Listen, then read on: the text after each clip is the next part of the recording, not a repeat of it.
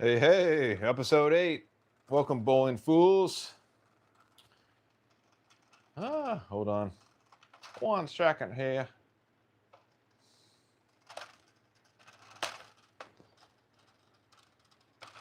All right, let's get you in there.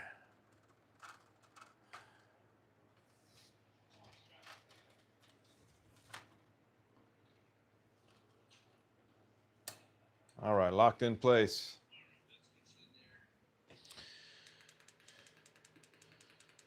All right, happy Thursday, everybody.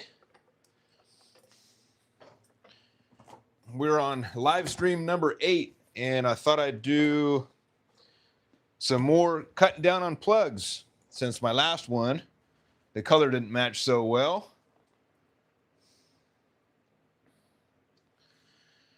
Let's get some light on in here.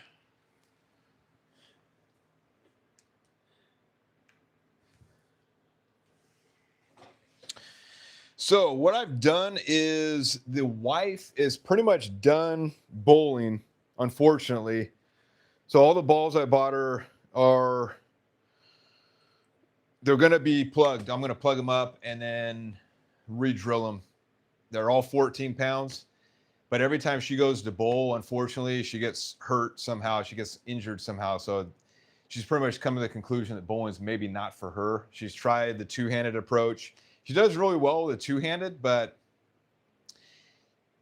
maybe after game 2, the middle of game 2, she gets a little stiffness and soreness. So hopefully she can come back, but I don't think it's going to be anytime soon. So what I did is I told her, I said, hey, let's plug up your balls that you have, all your 14-pound balls. And I'm also trying to get a 14-pound arsenal going for myself. So if you saw the last video, I was up in Reno and I bowled a 14-pound crusher, Ebonite crusher. So she has a couple 13s that I'm going to leave for her just in case she does get back into it. Those are going to be her balls. She has a really good lineup too. So I got her all the balls that she has here. So I got her a Black Widow 2.0 hybrid, which I don't have one of these in my collection. So I'm pretty excited to roll this one, even though it's a 14. And if you can see, I think I did a pretty good job on the color match. We'll see when we cut it down today on the stream. I didn't bother with the black in there. I just went straight red and gold pearl.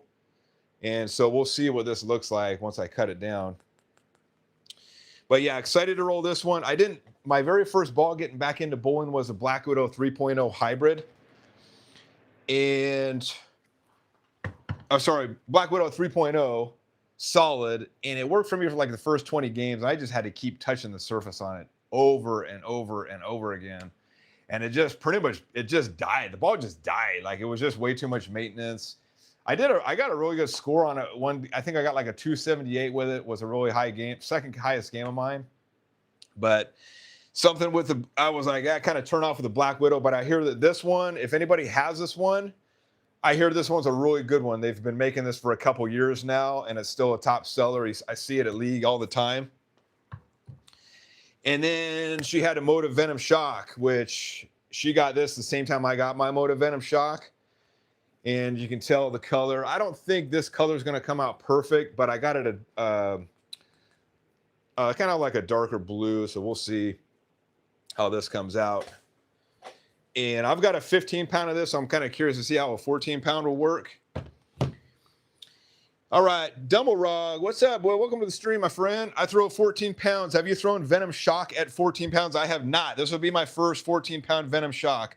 The only 14-pound ball that I've rolled so far is the Ebonite Crusher Hybrid, the purple one that I did a video on last weekend when I went up to Reno. It was D'Lo's old 14-pound ball. And he didn't like the crusher. Said, hey, give it to me. I'll plug it up and drill it out. And it's actually pretty good. If you watch that video, it's like a 6-minute video. I thought I was going to roll it really fast, and I didn't. And it struck just the same as 15s. I mean, so that's why I decided to get a 14-pound arsenal. Just make a 6-ball arsenal. So I'm starting with the crusher. I've got the Black Widow 2.0. I got the Venom Shock. And next stream is going to be a very exciting stream because I went on Bowling World. So if you guys went on Bowling World on Monday, you might have got the email. It was 15% off for Monday only, off anything. And then I had points because I bought so many things from them. I had like 12 or 15 bucks off with points. And so I bought 3 mystery balls, 14-pound mystery ball. I said, what the hell? Let's finish up the arsenal with balls. Who the hell knows what I'm going to get? And I also got a 15-pound surprise ball, and I paid the extra. And I only got the 15-pound because once I bought those balls, they sent me another $15 off coupon that was only good for that day. And I'm like, what the hell? So I got 15-pound, and I paid the extra $10. This is the first time I actually paid the extra $10 to tell them what I'm looking for. So what I put in the comments was strong, sharp hybrid. So we will see what I get. All the balls should arrive on Monday. So I may do that stream on Monday or Tuesday, but we got 4 mystery balls to unveil next week. So it should be a pretty good stream. Lumpy, what's up? Welcome to the stream. Enjoying your vids. Thinking of setting up a little garage shop myself. Any tips? That's a huge question. I got a ton of tips for you. What I suggest is watch on my old videos, my DIY. If you watch my DIY video, DIY Pro Shop garage video that I posted a few months back, that's about a 20-minute video. Kind of gets you on the on the basics, but that's a huge topic to talk about. Like I said, I can do a whole stream I may do a whole stream on that one time, just a Q&A on everything Pro Shop related. I kind of throw in questions. If you guys have any questions for me about anything DIY Pro Shop related, throw them in the comments, and I'll do my best to answer as much as I can. I can't answer everything just because I got balls to cut down tonight, but I'll try to do my best and answer as many questions as I possibly can about my personal experiences setting up my Pro Shop. Too Tall, what's up, brother? All right, welcome in, Balrog. Hell yeah. Dumblerog. Duma Balrog. I think I said that wrong. Sorry about that. Duma Balrog. Correct me if I'm saying it wrong. Duma Balrog. Okay, maybe that's something, some kind of character I don't know about yet. I'm old, so hold on. Jim Carnell. Hey, what's up, Jim? Welcome to the stream. Yo, found you through AXL. Okay. AXL. Oh, X in the Pit. Gotcha. I was like, X in the Pit, shout out on their live. Yes, love your channeling process. Yes. So if you didn't watch X in the Pit, James did a live stream on Sunday. Yeah, I think it was Sunday morning. I was actually traveling while he did the live stream. I was traveling from Truckee to Tahoe. We stayed up in Tahoe for the weekend. I didn't get a chance to watch it live just because I didn't have a service going through the mountains. I was like, damn, the minute you did the stream, I'm up driving. So I ended up watching it later. He did a Pro Shop drilling video live stream Q&A, which was very informative. I learned a lot about pitches that I didn't know about. So thank you, James. If you're watching, appreciate the shout out. He mentioned my name. I was like, holy crap, you mentioned my name. Super cool. So thank you, James. If you're watching, I love your channel, X in the Pit. It's one of the few channels every time I wake up in the morning, he's got a new video almost every single day. And in our time, California time, it's like 5 to 5:30 in the morning. I wake up at 5:30 in the morning. I go get my coffee. I come out in the garage and I tune in X in the Pit every morning. So love your show, James, and the crew is awesome out there. So the wife and I were thinking about heading to New York or New Hampshire area, and we definitely want to check out your bowling alley. It looks freaking awesome.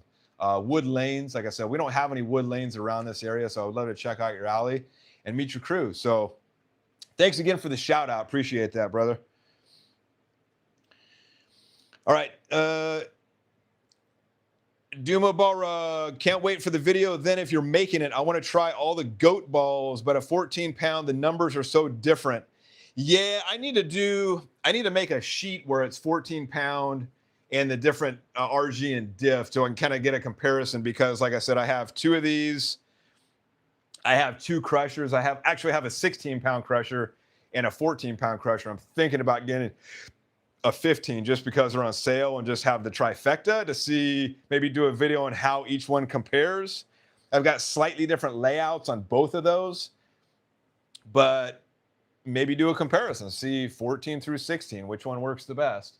So, I mean, it's all depending on how I hit my lines or whatnot, but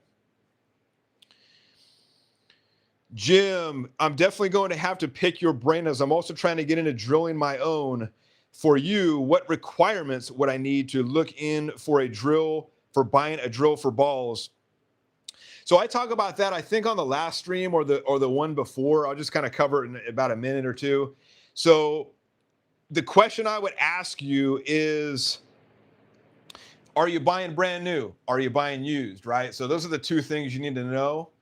And if you buy used, I would highly suggest a floor model drill press. Don't get the bench top. There's a few bench tops that may work that may have the proper distance, but with a tabletop, you never have to worry about proper distance or anything like that. And most of the floor models have a good quill distance versus the bench tops who may not have a good quill distance. I would say you want at least 4.25 to 4.5 quill distance on a drill press, especially if you're doing interchangeables, just for the fact that you want to have a gap when you put your ball down in this jig and on the table, you want to have a little bit of a gap. That way you can take these in and out. If you don't have much of a gap, these things are going to be a pain in the ass to take in and out, or you have to constantly take your bowling ball out of the jig and then take the bit out. But just remember that this first part of the drill bit, I don't know if you can see that, this first part of the drill bit right here, that doesn't count, right? So this is where, like, especially when you go interchangeables, it starts right here and then goes up, right? So take that into consideration. You're gonna have to subtract that from the total distance that you have. So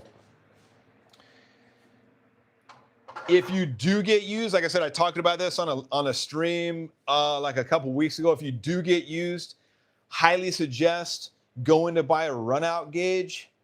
And when you go check the drill press in person, make sure it doesn't have any run out. And if you guys don't know what run out is the looseness, especially when you put your drill bit in here. I'll kind of show you if you can see this.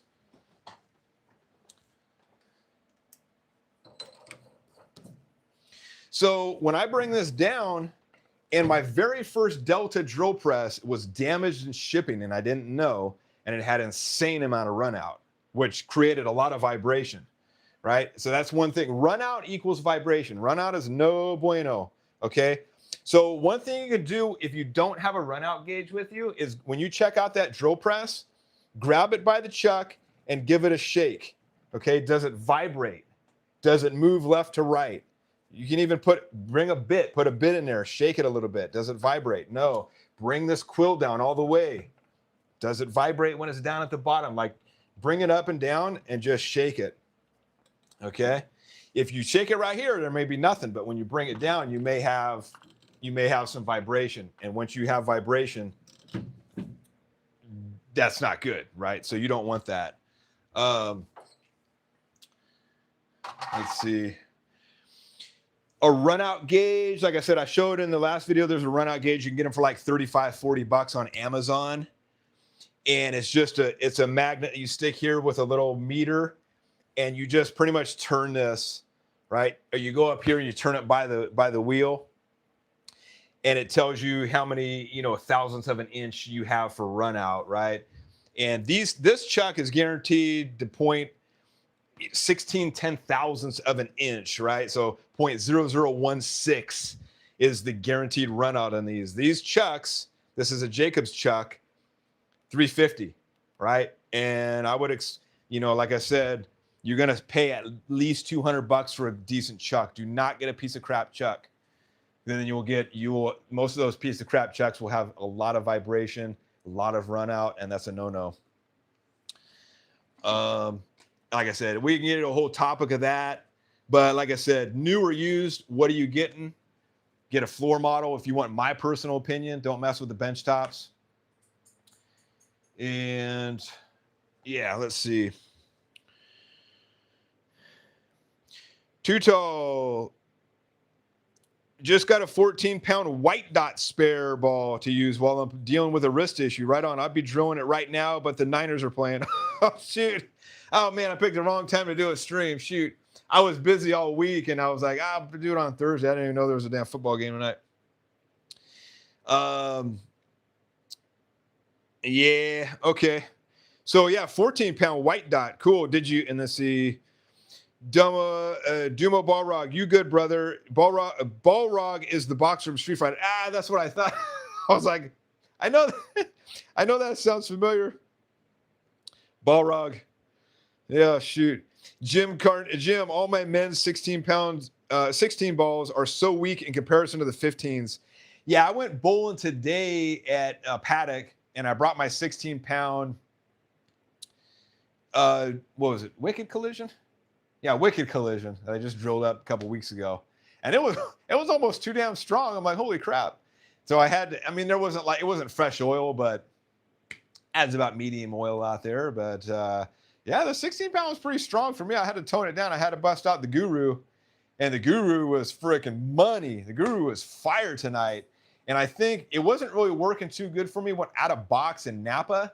And I think the thing just needs oil. Because we had a little bit of oil out there. And I was like, holy moly. I put up some pretty decent scores, some low 200s and mid 200s at Paddock today. And with the Guru, I bowled 4 games of that thing.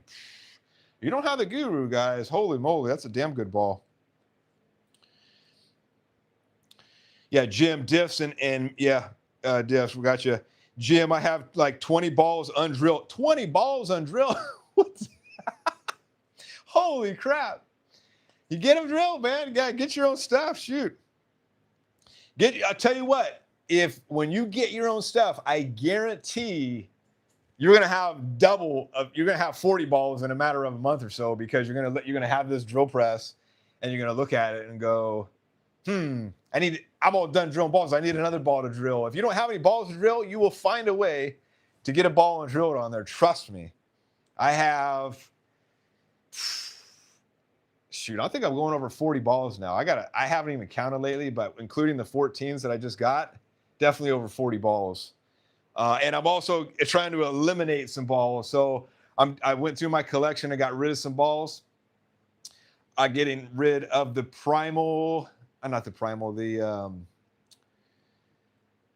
Crimson Jackal. I got it up for sale for $90 on Facebook. If I don't get any hits on it, I'm going to re-drill it, because the PSO drilled the pin to pap 4 3/4, which is a little weak. It wasn't his fault. I just went into him every time I needed a ball drilled and said, hey, lay it out how you think I want it drilled. And he would just experiment with different layouts and see what worked for me. I didn't really have any rhyme or reason why I went into the pro shop, but as I'm starting to figure out what works for me now, it's like, yeah, 4 3/4 is a little bit weak for me. Lanes have to really be dry for me to roll that. So I maybe want to try a 4-inch pin to pap on the Crimson Jackal. I also got the Mesmerize, was the same thing. It was almost I think it was a 4 3/4 pin to pap as well on that too. And I wasn't too impressed with those. It just wasn't enough flair for what I was looking for. So I got the Mesmerize as well too. Like I said, if I don't get any hits, I'll just re-drill it for a stronger layout. We have a new guy on our team in league, and he's rolling a house ball. So yesterday was his last day rolling a house ball. And he actually did a really good game. His last game, he's a brand new bowler. And he bowled I think it was a 175, 176, which I think was the highest game ever, with a house ball. And we joked about it. I said, hey, that house ball is telling you not to leave it, because it knows you got a brand new ball coming next week and you're not going to be rolling with it anymore. So I gave him the Brunswick Endeavor. No, the Brunswick Endeavor, the Exponent Pearl. Yeah. So Global 900 Exponent Pearl, I gave him that. And I did put a slug in it. And luckily his fingers are exact same size as mine. So I had the finger inserts for him. The only thing I didn't have was the drill bit for his thumb. So I had this, the only bummer about, I don't know, Jim, if you're going to be drilling your own balls or your friends' balls or whatnot, but I go with Jopos, and I had all my Jopo inners drilled out from the PSO, because he does ovals and all that stuff, and I'm not there yet. Hopefully I'll be there once I get my DRO, and because I returned the other one because they didn't send me the right one. But I want to start drilling thumbs, and so I checked his thumb size, and I needed to order. I didn't have that drill bit in size, so I had to order it. It was $60. So I was contemplating whether or not to get a drill bit kit or just buy them as I go based on what size the person is that I'm drilling the ball for. It just sucks because I have to wait a week for the drill bit to come. A drill bit will come next Monday. So yeah, he's stoked. He's going to be bowling a brand new ball, custom fit for him on Wednesday. So I'm pretty excited to see how he'll do. Tutal, great to hear the Bowling Fool channel is getting recognized as really the only DIY PSO channel on YouTube. I know. It's surprising. I'm like, holy moly. Jim, I've started drilling my own balls at home this year. Right on, right on. Tutal, not an expert by any means, but if you have any questions, ask away. Yeah, so Tutal also drills his own balls. And I went down there a couple months ago. Met up with him, bowled with him. And he's got a mill press too, I believe, and with the DRO and all that stuff. So pretty cool. Jim, thanks so much for your help. Yep. And like I said, Jim, if you got any questions, email me if I can't answer them here on the stream, email me at thebowlingfool@gmail.com. And that goes for anybody watching the stream. If you have any questions at all about DIY pro shops, thebowlingfool@gmail.com, and I'll be sure to answer you guys. I've been pretty busy this month with, like I said, I work in the wine industry and it's crush. Everybody, the grapes are coming in and all the wineries are super busy. The town's super busy. So I'm pretty much working almost every day, if not every other day. So when I'm at work, I can answer questions because most of the time I'm sitting around. And then email me and I'll try to be sure to get to your questions and whatnot. Kevin Tap 3Z, or I think that's how I pronounce it. Welcome to the stream, Kevin. I have a question.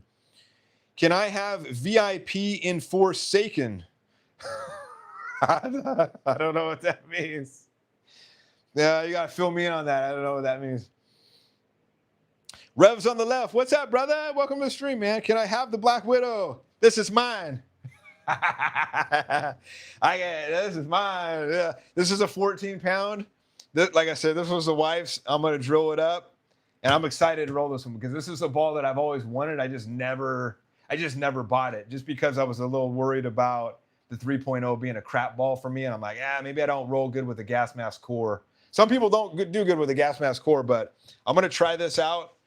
And like I said, I've heard nothing but good things about this ball. So sorry, that's what's mine.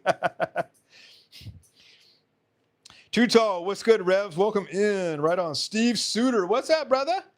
Just sold my EXJ Jackal and Radical Torpedo today.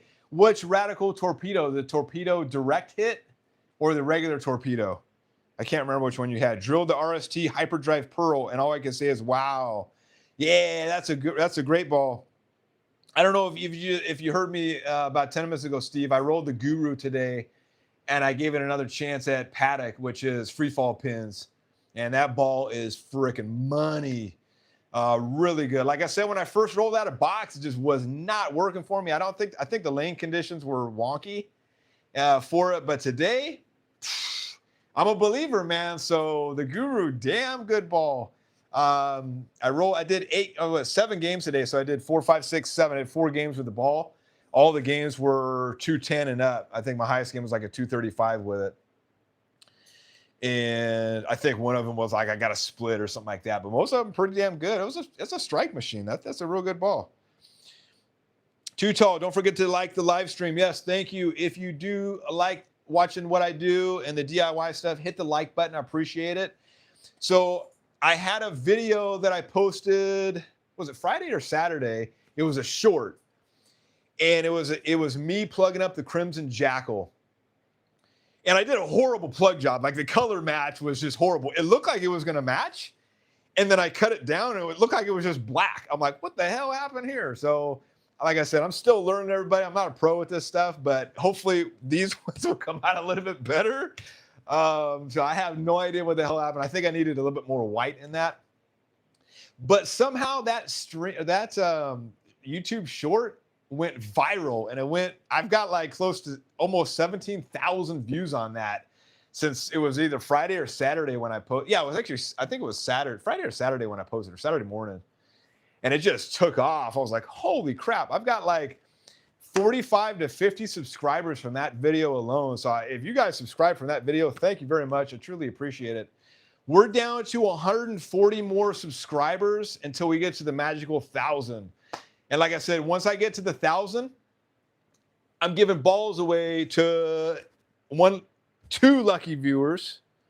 So I decided, what the hell? I'll give away the Archetype Hybrid, the 15-pound Archetype Hybrid, and the Radical Sneak Attack. You can't get the Radical Sneak Attack anymore. If you know about the Sneak Attack, you know about the Sneak Attack. It's one of Radical's best balls they ever made. I have one, and it's awesome. It's awesome for dry lane conditions. And I know Phil from Radical uses that ball quite a bit. I think it's one of his favorites too. It was a very popular seller. And when I rolled it and I was getting really good scores with it, I said, I'm going to go get another one. So I bought another one, put it underneath my bed. And I'm like, you know what? I'm never going to roll this again. So, I'm never going to roll the second one. I got one that should last me for a while. So I'll give it out to you guys. So like I said, once we get to 1,000, watch out for a video. And I'll just have you comment down below, like the video and comment. And I'll put your name and we'll do a wheel drawing. And maybe the drawing will last for a month. We'll see how many people we get. Maybe a couple weeks, we'll see. But I'll do a wheel drawing and I'll send a brand new ball to you guys. It's 15 pounds. And then after that, I want to start giving balls away. And I want to start doing mystery balls because I know everybody out there rolls different weights, 14s, 15s, 16s. Some of you guys are 13s. So I think a mystery ball will probably be a little bit better for you guys. That way I can send you a specific weight, a bowling ball, and then you don't know what the hell you're going to get. That's the fun part. You could get a $200 ball. You could get a $130 ball. Who knows? But let me know what you guys think. But we're coming up pretty close. So maybe by the end of this month, maybe next month, definitely by the end of the year, we'll have 1,000. So we're hoping for the end of October to be at 1,000. So thank you for all your support. Truly appreciate it. All right, Revs on the left. It's okay. I got the tour, so it's the same cover. Oh, you got the Black Widow tour? Wow. Let me know how that is. I'm kind of curious to see. Oh, Steve says straight torpedo. Okay. Yeah, that didn't seem like a very good ball. You didn't like that one either, huh? Steve, 676 Tuesday and only 616 yesterday. Game 2, I puked it up. Damn, that's some pretty decent scores. Duma Balrog. I'll just call you Duma. It's confusing for me. Duma. Bowling Fool, what is 3-ball that you think every bowler should try based on your own experiences? A 3-ball. A perfect, if I had a choice of, that's a really hard question. If I had a choice of 3 balls, my first one would be, golly, I got to go on my list, man. You're making me, first of all, it'd be one of the balls would be a phase 2. No, without question. Okay. A phase 2 or Rockstar, either one, they're pretty similar, I would say. You're going to make me put my reading glasses on, son.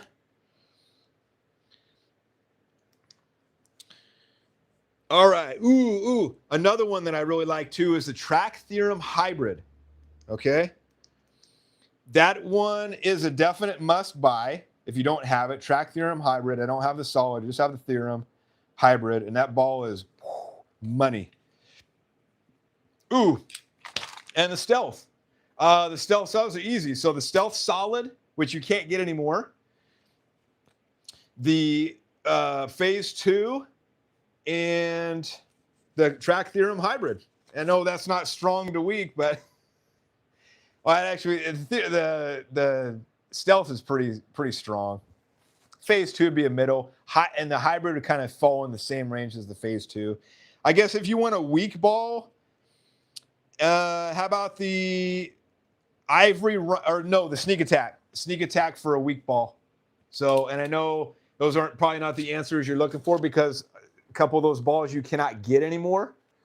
So I got a replacement, which is really good, and it's the Track Paragon Shadow, which is amazing, by the way. I put up a 258 last week in league with that thing, and it was really good. Yesterday I rolled it, and it wasn't really working so much. I had to pull out the Rockstar, and then I got like a 215, I think, or something like that with a Rockstar. But you can't. I got 40 balls, man. You can't narrow it. I cannot narrow it down to 3. It's impossible for me. But that's my best 3 that I can think of off the top of my head. So hopefully that answers your question. Let's see. Where am I at here? I don't need my glasses for these. Revs on the left, man. I barely get 100 views. Yeah, no, I got 16. It was like 16,000, and the people that were watching it weren't even bowlers, so it was getting spread. I forgot what I put as my tags. So I think it's very important what you put for your tags. And also, that video was like an hour and 15 minutes full. I whittled it down to 2 minutes and 20 seconds, I think it was. I mean, I just went through and edited. I spent like half a day editing that video, and I got it down to like 2 minutes. Sorry if I said 2 hours. 2 minutes and 20 seconds.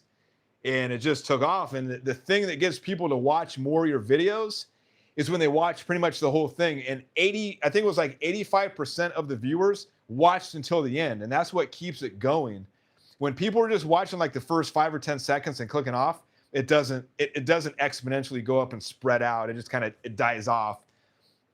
And I think what I'm going to do for another video, like the drilling videos, the drilling shorts, I'm not going to put music in there.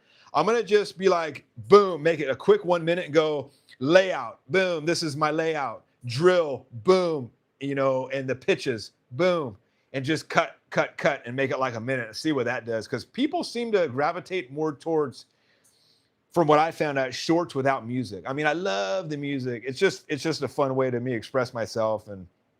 But the music ones get like, 1,500 to 2,000, although D-Lo's Rockstar got close to 5,000, and that was a Nickelback song. I told him, man, I said, I can't have that Nickelback song be my #1 short, dude. I can't have it.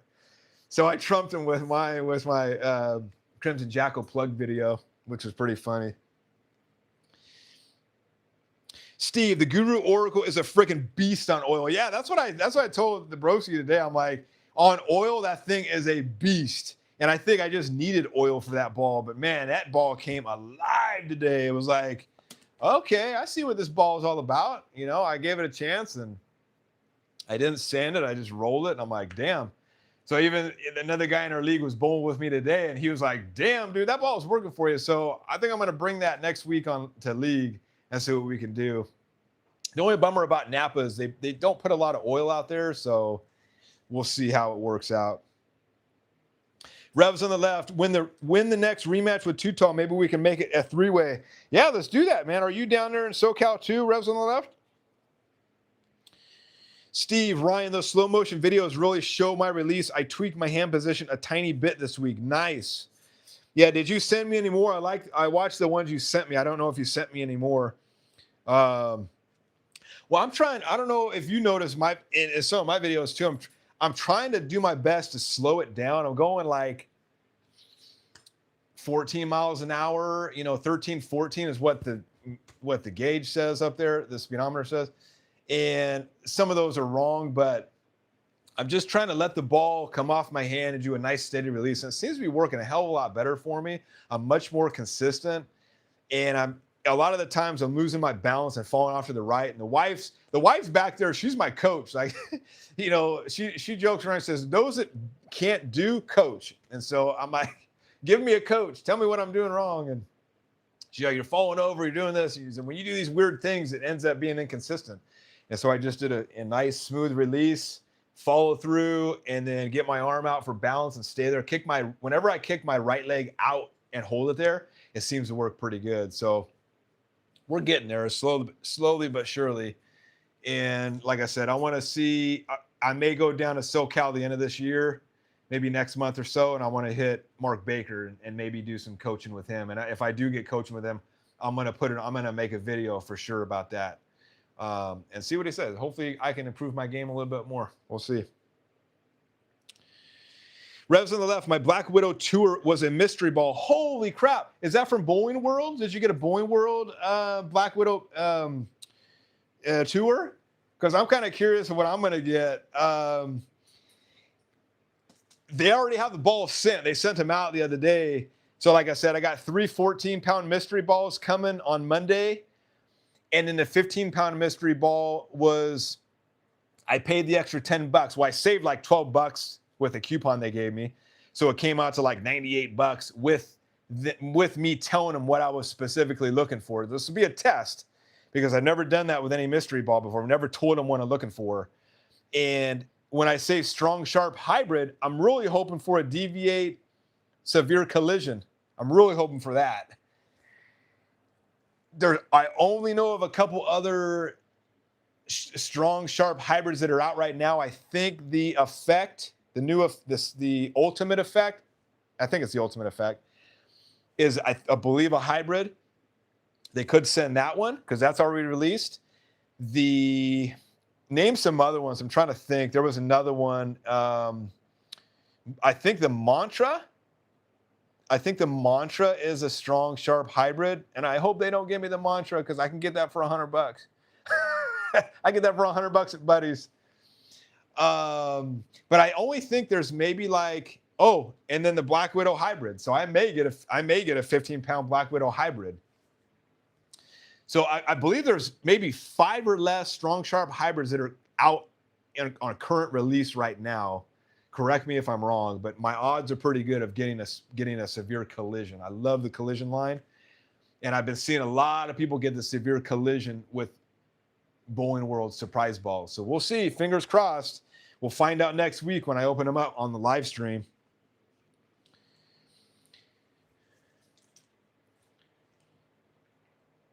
Revs, Tutah Revs, since the Bowling Fool did a great review video at La Habra last time, I was thinking we should film at Del Rio for next time. Sweet. Yeah, let's check out another alley for sure.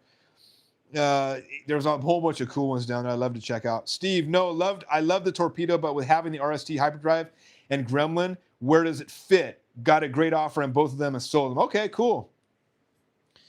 Yeah, RST Hyperdrive and Gremlin, those are both excellent balls. Steve, FYI, rumor has it a Rockstar Pearl will be released very soon. Ooh. Yeah, that's pretty nice. Will Bowler Smart offer for $89 as well too on a random Saturday? Because I'll probably buy it. Duma, thank you for your recommendations. Definitely give a few of those a try. Sweet. Steve Suter, Nickelback. Are you kidding me? Geez. Yeah. So I don't have the same musical taste as some of the people I drill balls for. So when they send, like I say, when I drill their balls, I said, send me the song you want me to put. That's just what I do. It's one of the things I offer is, hey, I drill a ball for you. I make a video out of it. You can choose the song since it's your ball. And when they pick some of these songs, it's like, oh, no. But you know what? You know what's funny? And the wife says this too? Nickelback and all the songs that D-Lo chose, they're like one of my top viewed shorts, my YouTube shorts. I'm like, holy crap.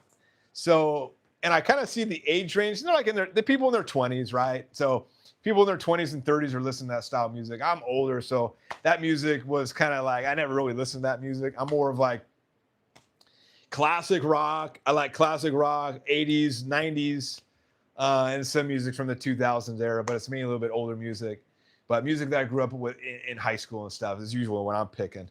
But yeah, you never know. It's like there's one that they play all the time. If you go to Bolero, I can't think of I forgot what video it was. It was either the Origin or I think it was when I drilled up D-Lo's Origin.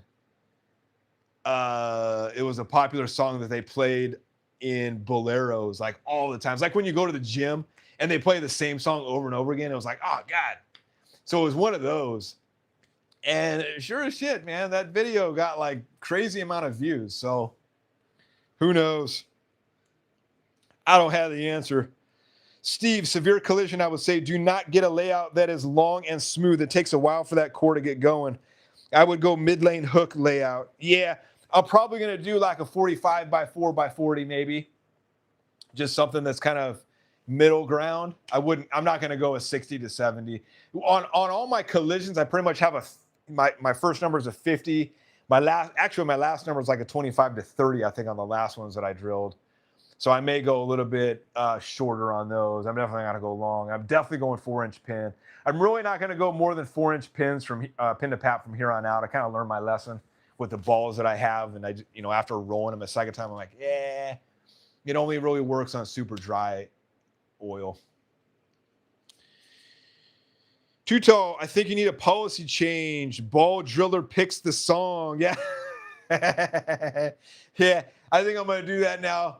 Or either that or just do like no music and just boom, straight to the point. I want to start doing the slow motion ones too, because those are kind of cool.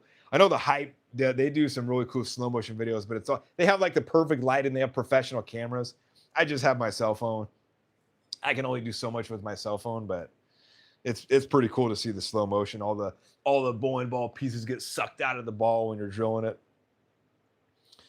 Steve, long, cool woman in a black dress would be a killer song to use. Oh, man, I was driving back from the alley today. I'm like, oh man, this would be a good song. Like, there's so many good songs. Like The Who. I want to play The Who, Teenage Wasteland. Like all these killer freaking songs that are just timeless. Like if I want to pick a song, I want it to be timeless and like, damn, like when I want people to watch it, I want them to watch it because they want to finish hearing the damn song.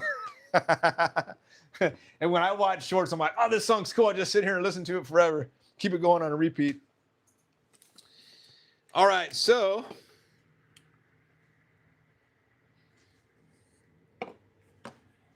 I'll try not to ramble on too much today. Oh, by the way, if you guys have any questions about the jigs that I have to offer, I know that's another aspect of what I do in the DIY Pro Shop. Feel free to ask away in the chat, or if not, email me in the bowlingfool@gmail.com, and I'll be sure to answer you.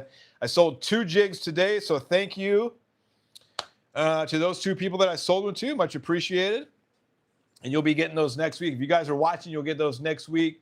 I sent you an email and all that good stuff. I just boxed up another 2 that's ready to go.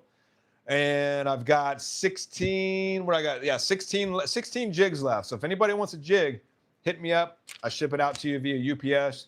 And pretty much everybody that I ship it to will get it within a week. Okay, so let's see. Oh, like I said in the beginning, we went up to Tahoe. If you saw my last videos, we went up to Tahoe and Reno, or we went up to Truckee. We did a little mini vacation up in Truckee and Lake Tahoe. If you guys are from the East Coast, you don't know that. It's a mountain resort town up in Northern California. It's a beautiful lake. It's been there for like 13 million years. It used to be a glacier. The water is crystal clear. It's just a beautiful spot. Anyway, when we went to Reno the last couple of times for bowling at the stadium, we went into a couple alleys, but we didn't really bowl at them. I bowled at the resort. Oh God, I can't think of the name of the resort. It's a big resort out there in Reno. It's like the biggest resort. They have a bowling alley there. They're all on strings. Yeah, if you know the name, put it in there. But I did a couple games with. That's okay. It's a big alley. And then we went to the High Sierra Lanes. We just walked in. We didn't bowl because it was nighttime. It was like the black light. And I don't like bowling in black light and stuff like that. So we went up there this weekend. I checked it out, and it's actually pretty cool. Like when I first rolled it, I'm like, oh crap, they're on strings. I didn't realize that the alleys up there, all those alleys up there are on strings. I'm like, holy crap. I was expecting it to be free fall. So when I first rolled the ball, I'm like, oh crap, they're friggin' strings. I think all those alleys up there are on Cubica AMF strings. And when we went to Lake Tahoe, I bowled at that alley. I did a short on that alley too. And that one's been there since 1959, old alley. And they went to strings. I was talking to the guy at the front desk, and they went to strings in 2000. I think a lot of people during COVID era were just, especially California, because everything's so damn expensive out here, that everybody went to strings just to save costs and to survive. Love it or hate it, if they didn't go to strings, they probably would have been shut down. And for Lake Tahoe, it's a mountain resort town, to have a bowling alley is really cool. And we had the whole alley to ourselves. It was $20 for the hour. The string, I'm going to tell you something. The strings on the Cubica strings, if you ever bowled the Cubica strings, way different than the strings they have at Napa. It's almost, I would say they act 90% like a free fall with the carry. I was getting messengers all over the place, and it didn't even look like it was on strings until they brought them up in the back. And I was damn surprised at how well they hit the Cubica ones. And I think I bowled 8 games in an hour. I did a power bowl, for the hour because it's $20 an hour. So I did 8 games, and not one malfunction at all for those 8 games. And the pin setter recycle, it reset the pins before I even got the ball back. I was like, holy crap. So super fast, very reliable. And I can see why bowling alleys are going to those now, because they're cheap, they're fast, and they're low maintenance. So, and I kind of wish our alley got the Cubicas, because the Cubicas are pretty damn good. You'd be surprised. So let me know if you guys bowled it on Cubica strings, let me know. Let's see. Kind of going down my list before I start cutting these down, make sure I didn't forget anything. So I did, when I cut down plugs the other week, the broski got me a brand new blade, this thing right here. So this is a plug cutter blade, if you can see that. And when I cut it down, I was zeroed out on everything. And I think it's messed up because it cut the outsides and not the inside first. It wasn't completely even. So I'm going to try to mess around with this again. And I kind of ran it across the ball. And there's spots that, and I was doing this on fresh balls too. Maybe it's just uneven, but it wasn't really good. So I may have to return this back to Jayhawk and get another one. I don't think it's a perfect curvature. Very important to have a perfect curvature and make sure that your press is zeroed out. So we'll see. I'm using my old one right now. Those, you can take those at Jayhawk if you want to get them sharpened as well too. Also another thing too. So if you see these are the leftovers. When I plug balls, I pour them in this ice cube tray, right? And they harden up. And then I use this as filler when I throw it in the thumb holes, just to kind of take up space. That way I don't use enough, as much plug material for next time. Well, 2 of these were combined. I was trying to take them apart and I cut my damn finger. So if you do this, be careful, because these edges are ridiculously sharp. It's hardened epoxy, but they're damn sharp. So I just wanted, again, to give a heads up on that. Sliced my finger pretty damn good too. So, and also too, when somebody left a comment on my short that went viral, and he said, make sure that, you're wearing a mask when you do the epoxy, right? There is really no warning on the Storm Thunder plug that says, hazardous to your health or anything like that. There's nothing about that. But when you look it up, it says that it can cause skin irritation. So if you guys are plugging your own balls, grab a thing of nitrile gloves here, because when you don't want that stuff on your hands, I usually stay pretty clean with them when I mix it, but don't get it in your hands. Wear a mask, right? Like just one of these simple masks. When I do this, I have, and he says only when you look it up, it says only when the epoxies are combined, it creates like fumes, right? Because it's the chemical reaction. So I have all my doors open. I have the windows open. I have a fan blowing to circulate the air out of the garage. I'm in the garage. So just a word of caution, don't be plugging balls in your bedroom with the doors closed and no mask. So just, be safe with this stuff. Your health is pretty important. I just thought I'd throw that out there, because some people didn't know that, I think the guy that commented didn't know that I have windows open and a fan going while I was doing all this stuff to keep the air circulating. I don't always wear a mask, and I don't always wear gloves, because I don't really get it on my fingers. I'm pretty good with not getting it on my fingers, but just be on the safe side, folks.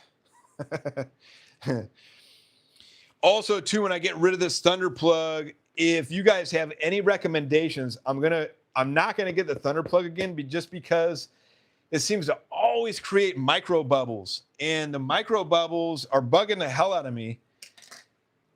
And I do everything. I put it in warm water. I let it sit for a while. I do slow mixing, and I still get it. And I use the torch as well too. I'm like, what the hell am I doing? I don't know if it's just an old batch that just gets a bunch of bubbles or something. I have no idea. But the Broski used Ultimate Wizard. There's another one that's, I think, by Ultimate, and it's called Super Safe. So it's really it's not, there's no hazardous fumes that can be breathed in.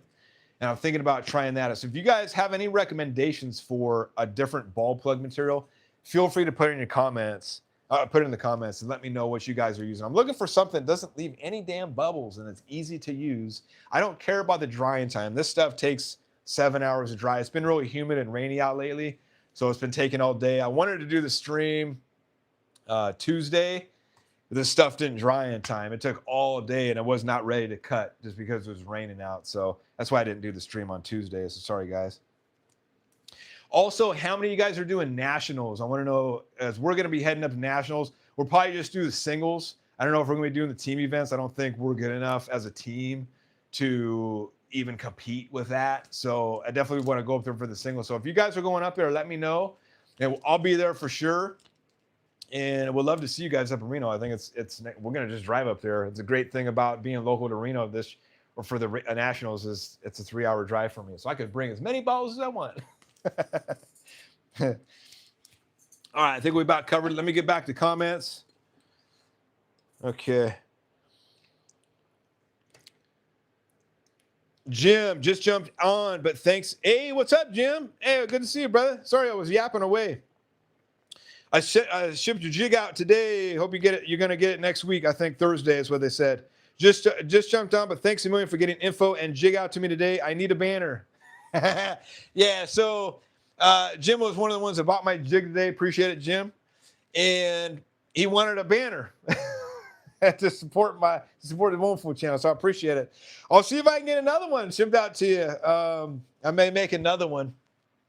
I got a killer deal on it. It was like 20 or 30 bucks for that banner on Boulders on the Cheap. So if you guys are looking for banners, you just send a photo. I just sent a photo. It's like a JPEG photo to them, and they put it out, and they got all sorts of different size banners. I mean, you get one that's as big as a damn garage if you want, and you can have them put these metal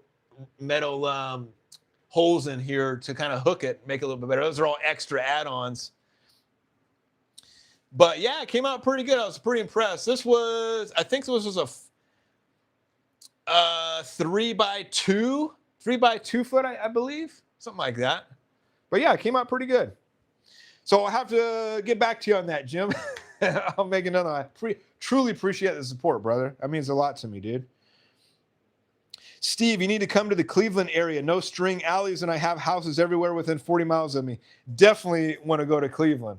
That's next on the list. We've got so many places we want to visit, but I was definitely telling the wife we need to do a bowling trip, and I definitely want to. I just bring like 3 balls or whatnot and just hit all the cool bowling alleys out there. But yeah, if I go out there, definitely looking you up, Steve. We'll have to go bowling for sure. Jim, hey, welcome, Jim. Strings performance is really dependent on the lengths of the strings. Also, rumor is that the Crimson is discontinued. Ooh, maybe I should keep the Crimson then. Crimson is discontinued. Did they lower the price on it at all? I haven't noticed a price lowered on it. That Crimson's been around for a long ass time, hasn't it? Or the Ghost Jackal's been out for a long time. I got my highest game with the Crimson, though. I mean, that ball was really good for me for one game. Do you think it's a good pickup? Yeah, I mean, I got mine for sale, like I said, just because I'm trying to clear out some of my balls and make room for the new ones that I'm getting. And just some of the balls I don't really roll, or they didn't really do that well for me. And one of them was a Crimson Jackal. Like I said, I had one great game with it. I had other games, 240s or whatnot. But I think it was just mainly because of the pin to pap layout for me. So if I do a 4-inch pin to pap and kind of give it a different layout, it'll have a different reaction. So if I don't sell that in a week, I'm just going to re-drill it for myself and keep it, because I do like that. When I paid full price for it, I think I paid like $190 last year for it. So it's a good ball. I mean, don't get me wrong, it's a good ball. Do I roll it as much as the other ones? No. But, you know, you can't go wrong with motive. I mean, some of the motives I roll, they don't really jive with me, but I do like the way the Crimson look. That ball looks freaking awesome. Steve, play with JP4 Fuel gloves. We don't need no stinking gloves. Yeah. Steve, you deal with JP4 Fuel? What do you do? You're in aviation? Yeah. I got a buddy that worked for Fuels when I was in the Air Force, and that's all he did was mess with JP4, JP8, all that stuff. Jim, tell me price. I'm selling the Crimson right now for 90. I had it for 100, didn't get any hits, so I dropped it down to 90. I think that's a pretty fair price. And that's pretty much with, you know, just me plugging. I've got maybe 25 games on that thing. I don't even think I have 20 games. Yeah, so it's still practically brand new. You could probably put it in a ball reviver and no oil would even come out of the damn thing. Jim, IA. Oh, Jim, tell me price. Oh, sorry. I was getting you confused with the other Jim. There's two Jims on here. Tell me price of the banner you're talking about? Yeah, I'll look it up. I'll get back to you, Jim. Too Tall. I'm looking for a new ball plug material too. Vice Rapid Cure is fine for pitch plugs, but also has problems with micro bubbles, mostly because I have to work fast. Okay. Yeah, I'm not really interested on anything fast cure. And a lot of people actually email me or message me on my videos or email me and go, hey, what ball plug are you using? Because mine cures too fast. And so I usually tell them, like, and I only got the Storm Thunder plug because Luke Rosdahl said, hey, you can't go wrong with it. But it's like, yeah. And the Broski had one, and I think he had a bad batch because it had, like, the compound was 2 different layers. I think it was just a really old batch that just went bad or something. So be careful when you get some. If you have the compound and it looks like it's 2 different colors in it, or the hardener, I would return it. I'll say, hey, this batch is bad. Give me another one or something. But they make so many damn different brands. I guess you just have to kind of go with experiment. And I'll be a guinea pig. I mean, I'll get the Ultimate Wizard. You know, it's a 3-to-1 ratio, so they give you like 3 half gallons to a gallon or something like that. It's a whole bunch of damn jugs. But I'll be a guinea pig. I'll try out all the different ones. If you guys want me to try out one, let me know. I'm not gonna do any of the fast cures, but any of the other ones. I hear Motive is really good too, although Luke Rosdahl said the Motive is hard to cut. It gets really hard and brittle. But I hear from everybody else, like I've seen Facebook posts, like people swear by the Motive ball plug. So who knows?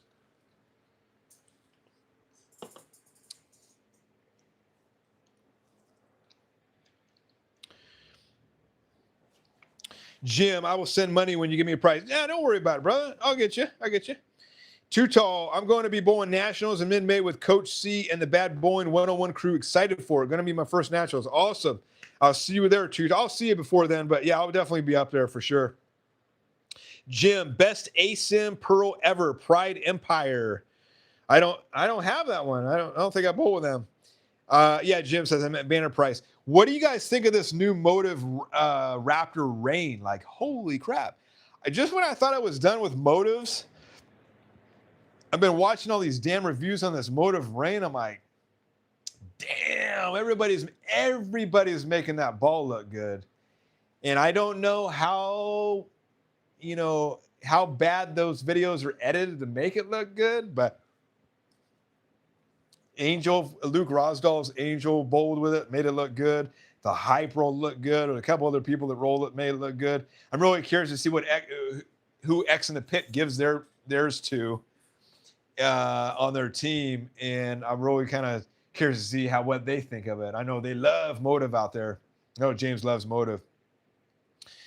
But kind of curious. It's damn expensive. It's the only thing about Motives, man. It went over $200, and it's like, got to be a damn good ball for me to pay over $200 for it. It's hard for me to do that now that I'm buying mystery balls and discontinued balls.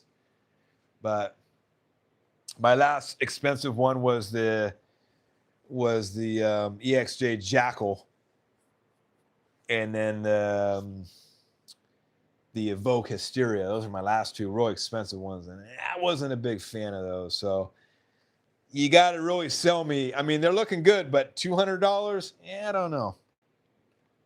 Let me know what you guys think about that.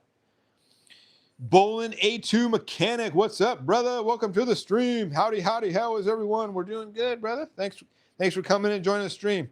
Steve did in the Army. I gotcha. They were showing what fuels and M1A1 Abrams could use. JP was one of them. Yeah, those things are crazy. That stuff is not cool at all. Very dangerous. Oh, yeah. Yeah, that stuff's pretty gnarly.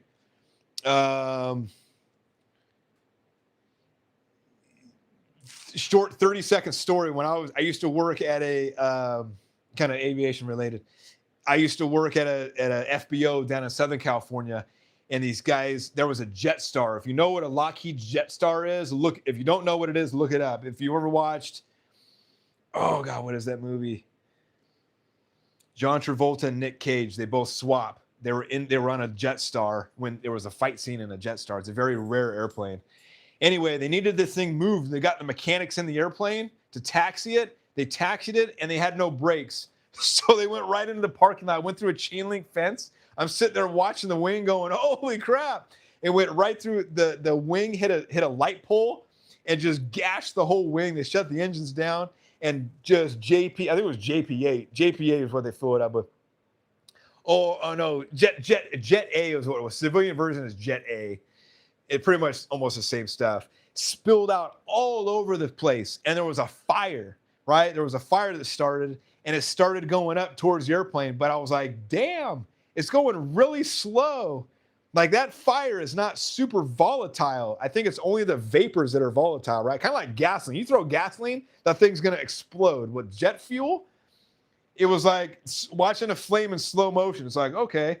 And so somebody had the wisdom to go grab a fire extinguisher and put it out really quick. Thank goodness. But yeah, it kind of is where you got me talking about jet fuels and you know, this not, you think it would be super flammable, but it's really not. Only in certain situations.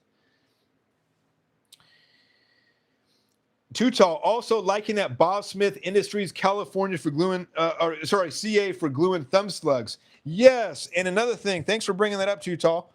So one thing that if you do get this glue, so this is the Bob Smith 2-ounce glue that you can get on Amazon for $12. This is the best deal you can find anywhere for glue. This is what I glue all my inserts in, and I also glue the Jopo outers in with.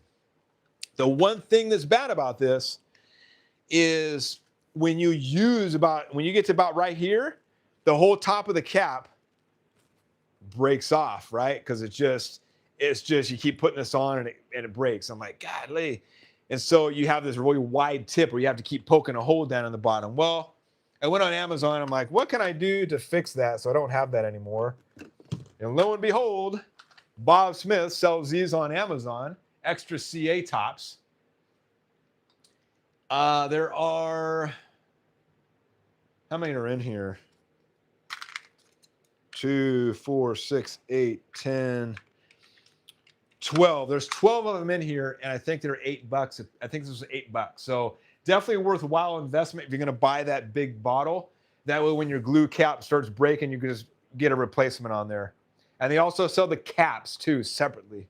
I needed to get the damn caps, but because the whole inside of the cap got filled with glue, and I couldn't put it down all the way. So thanks for reminding me. If you guys are looking for caps, Amazon gets these, and they fit all those glue tops.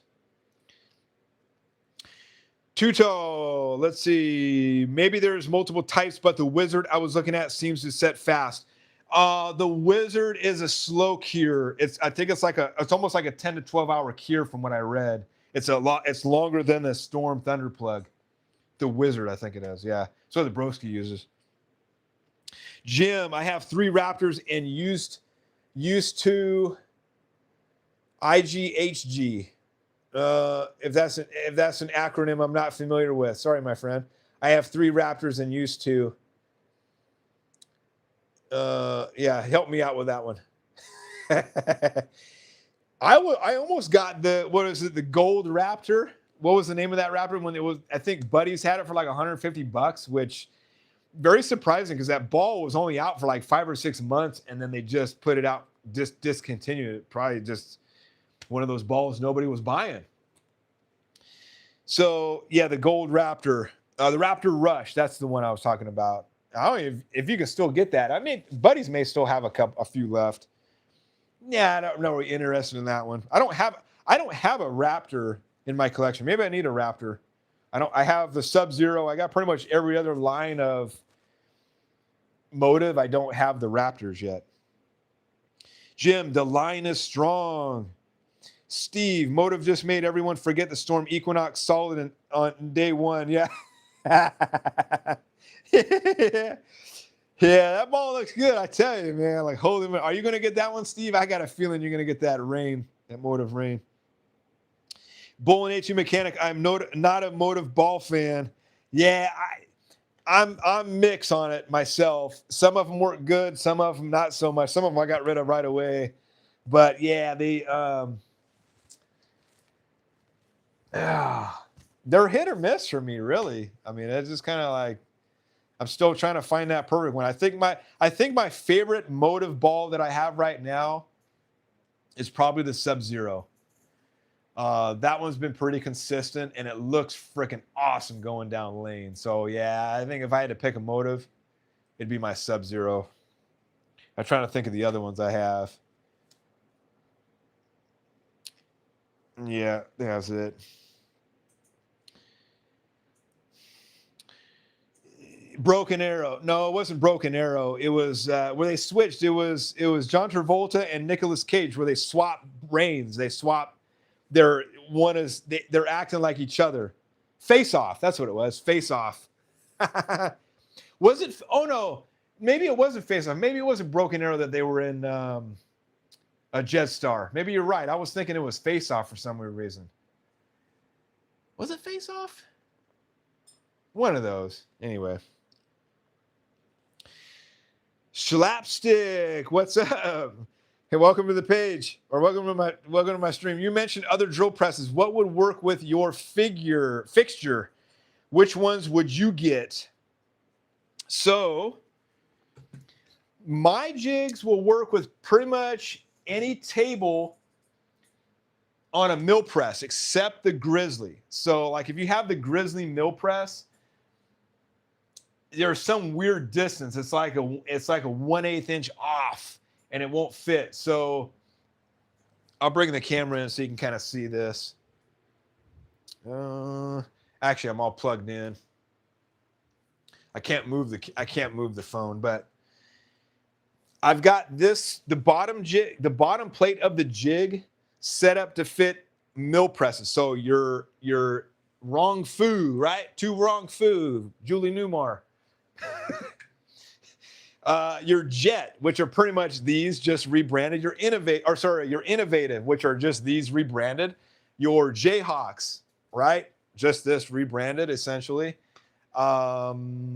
Jet fits a Jet. I mentioned Jet. Pretty much all your top mill presses, this will fit, except the Grizzly. If you do get a Grizzly, all you have to do is drill 4 holes, right? It wasn't cost effective. I went to my machinist, and it wasn't cost effective. I asked him. I said, "Hey, can you drill some more holes? Because I got a customer that wants it for the Grizzly." I said, "Can you do these for all of them?" He's like, "Yeah, I've sold a whole bunch of these, and there's only been one person that had a Grizzly." So he says, let's not waste the time. It's gonna add to the cost big time to drill those extra out. So don't even worry about it. If you just had one person that got it, don't even worry about it. So that's why I didn't do that for the Grizzly. This will also, but if, like I said, if you do go to Grizzly, just drill the holes. You can drill the holes yourself if you have a mill press or a drill press. It's not that hard. It will also fit the V4 XY mill table, which has another name as Morphorn. I don't know. They have like two different names. But by the way, the XY table that I got that was on the drill press, my Delta drill press, is now is on sale for $100 on Amazon. They have tons of them now. So if you guys want an XY table, now's the time to buy them on Amazon. They're only $100. I bought mine for like 120 last year, the beginning of this year. So killer deal if you're looking for one. Thing's heavy, super heavy. Yeah, it's like 30 or 40 pounds or something like that. But the distance you want is, I would go, that's why I said don't get a benchtop model because they don't really have the distance. I would go with, a minimum of 20 inches, right? I mean, I think this is 18. Yes, I think this is 18. From spindle to table is 18. I would not go any lower than that, my personal opinion. Could you make lower work? Maybe, but your drill bit is going to be really close to your ball, right? So, and I have this head unit raised all the way to the top as high as it can go. And I have about that much gap between the drill bit and the ball. I'm going to just show it to you. So if I put the ball in here like this, and I put my drill bit in, right? I have room to get it in when this is fully loose, okay? And we've got about an inch, right? It's just like a finger. I can fit my finger in there. That's about it. And this is with 20 inches. So now I would say 20 inches minimum. And then you can take it out. Any shorter, to get that drill bit out, you're going to have to constantly take this ball out. And it's going to be a pain in the ass. Trust me, you don't want to do that. So hopefully that answered your question.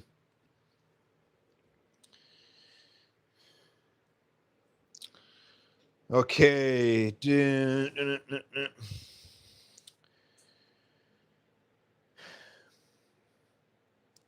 I can't give you specific brands as far as drill presses go, because I would just say get a floor press. By the way, whatever you do not get a Bauer floor drill press. Okay. Those are the ones they sell at Harbor Freight. They're absolute trash. Okay. I shouldn't say they're absolute trash. They don't work for drilling bowling balls. I had one of my customers bought a jig from me. It's this tiny little round table that they have. If you look at it, it's this tiny little table, and it just looks very cheaply made. I went and I saw one at Harbor Freight, and I'm like, God, I'm glad I didn't get that one. I'm glad I got the Delta. Delta's a hell of a lot better quality. But one of the guys I'm in contact with that drills his own stuff, he's another DIYer. He had his V4 XY table. He had the jig on there and a bowling ball. And as he was drilling, the arm connected to the table completely snapped in two. And the whole thing fell down and almost landed on his foot. He scraped up his leg. Thank goodness he wasn't hurt. But those drill presses cannot handle the weight of an XY table, a bowling ball. The jigs are pretty light. Jig's nothing light. But you put a 15 or 16 pound bowling ball in there, and that 40 to 50 pound XY table on a little tiny drill press table, it's not meant for that. So do not do that. So if you guys do get a drill press, make sure it has a solid table, a nice wide table. I would recommend getting one with a table that is wider and bigger than your V4 XY, the milling table, the little XY table. Right? So get a big one that fits on it. Don't get a tiny little table where you're just shoving all this weight on there and it can't bear the load. That would be my recommendation as far as drill presses go. So you can get, if you're going to get a used one or whatever, but do not get a Harbor Freight. Get a Harbor Freight if you're drilling other stuff, but not for bowling balls.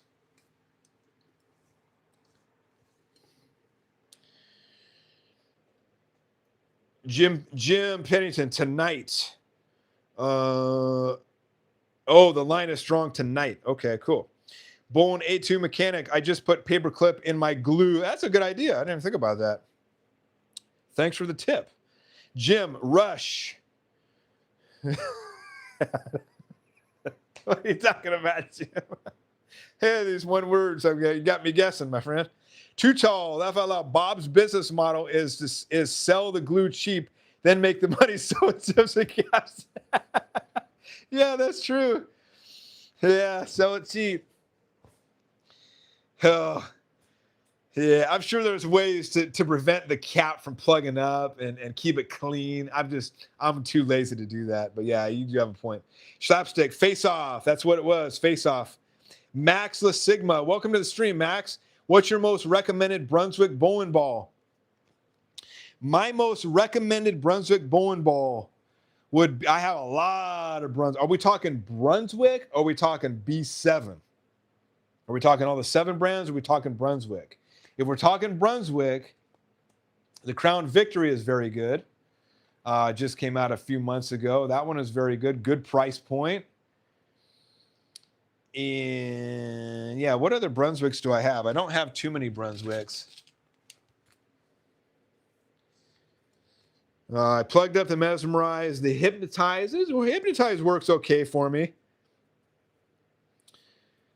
The Endeavor I got rid of, and the Ivory Rhino Pro is a good one as well too on dry lanes. So Ivory Rhino Pro is really good. Very, very forgiving ball. That thing just kind of bounces all through the pins and knocks them all over. But yeah, if I had to give you one Brunswick right now to pick, Crown Victory. Yeah, that's a good ball, a really good ball for the price point. Now the Endeavor was a Pearl version of that, and the Endeavor sucked for me, right? It actually had the same exact core as the Crown Victory, and it was that I didn't like it. It's good for higher rev rate, which I do not have. By the way, if I got another ball I forgot to tell you guys about, I got a Bowlers to Veterans bowling ball that is the same ball. It's $99, 14 through 16 pound weights they sell. If you go to bowlersofveterans.com, BVL, it's a $99 ball. It is the same ball as the Melee Jab. It's essentially a Melee Jab, which when I asked my PSO which was his favorite ball of all time, he said the Melee Jab. So I saw this thing advertised on the weekend. I'm like, oh crap, look at this Brunswick ball. It's a Pearl Reactive with HK22. It's got the same core as a Melee Jab, and it's just sanded a little bit different. And I think it's the same cover stock as the Melee Jab too. And it's assigned by Johnny Petraglia because I think he rolled with that ball. So they're selling this ball to give out for like charity donations or whatnot. And I was like, hell, I'll just buy it for myself. I'll roll this thing, $99. Psh.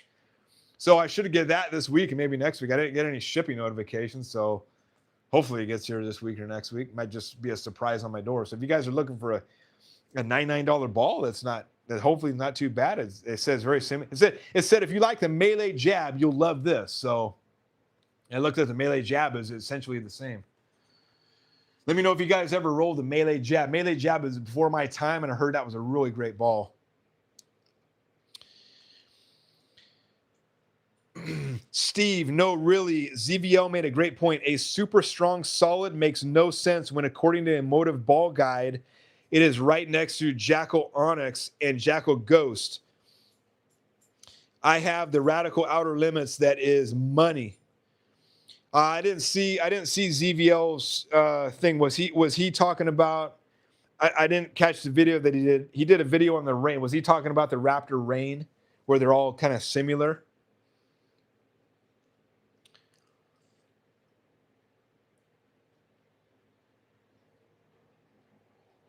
Yeah, they're all very similar, I'm guessing, you know. Max, what's your most recommended Brunswick ball? I think you asked me that one. Steve, B7 ball, Hammerhead, and Crown Victory, 2 balls that everyone loves, and in running for ball of the year. Ooh, maybe I'll get a Hammerhead in the mystery ball, huh? I've heard a Hammerhead's pretty good. I don't really want it, but I've got so many damn symmetrical solids. It's a solid, right? The Hammerhead's a solid symmetrical. Correct me if I'm wrong. I got so many damn symmetricals. I want more ASIMs. Jim, my comments all come through slow. Little phone. Don't worry, Jim. I got you. I'm just trying to piece together what you're trying to say to me. I'm just like, okay, tonight, Rush. Okay, I don't get it, but yeah. Jonathan Smith, hey, welcome to the stream, man. Hey, man, you inspired me to drill my own stuff. Awesome, it's great to hear. I've been hearing a lot of that, so I'm glad I can help you guys out in any kind of way. Like I said, this was the main goal for this channel, because when I went to go do this stuff late last year, earlier this year, I could not find diddly squat on this stuff. And there was nobody doing what I'm doing now. So I said, you know what? I'm going to do this myself, and I'm going to do videos and share what I learned with you guys. So it really means a lot for me that I'm inspiring a lot of you to go DIY. If you guys own a pro shop, you probably hate me. You probably don't like me because I may be taking business away from you, getting all these DIYers. That's not my intention at all. Like I had a customer. I get a bunch of customers and guys buying my jigs. They're like, hey, you know, I want to do this DIY stuff. I want to get a jig. I want to start drilling my own stuff. And my PSO is never there, right? He's there once a week, or, you know, is 2 hours from me to get, you know, the good PSO, or some other kind of story where they can't do anything. They're at the mercy of the PSO. And everybody's like, screw it, I'm going to start doing my own stuff. So I hear a lot of those stories out there. You know, you guys aren't the only, you guys aren't the only ones. There's so many people back east that are, you know, they go to their PSO, don't know what the hell they're doing, or, you know, it's just a long ass wait. I hear like some PSOs are weeks out. They get their bowling balls drilled. I'm like, oh my God, that would suck. Me, I come out to my garage as soon as I get my ball from the UPS. I come out here, lay it out and drill it, and I'm bowling it that night. I mean, that to me is total freedom. It's awesome. It is the greatest feeling in the world as a DIYer and a bowler, when you were constantly relying on a PSO to do your stuff, and now you can do it yourself. It's satisfaction. And the first time you roll a ball that you drill yourself, it's money. It's a very cool experience. You go, damn, I just drilled that myself. I did the layout, did everything myself, and that thing just struck like a champ. Hell yeah.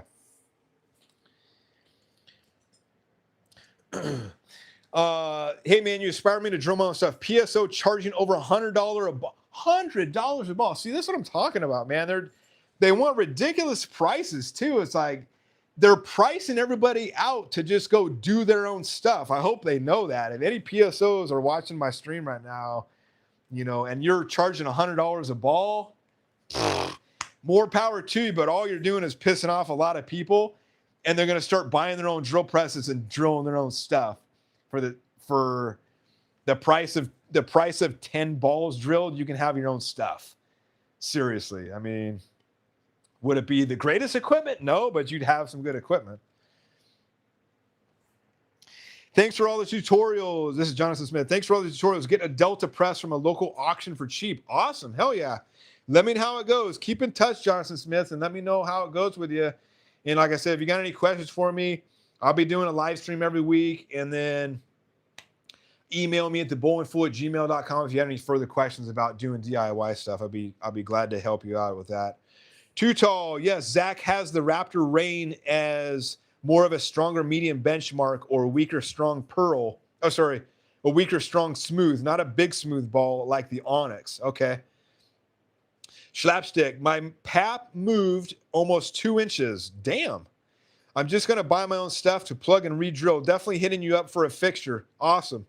20 plus balls is just too much to pay for. Cheaper to do it myself. It's way cheaper to do it yourself. Yeah, if you got 20 balls, way cheaper to do it yourself. All this stuff, with the amount of bone balls I have, paid for itself a long time ago. And really, it's maintenance free. As long as you take care of your stuff, this jig will last you forever.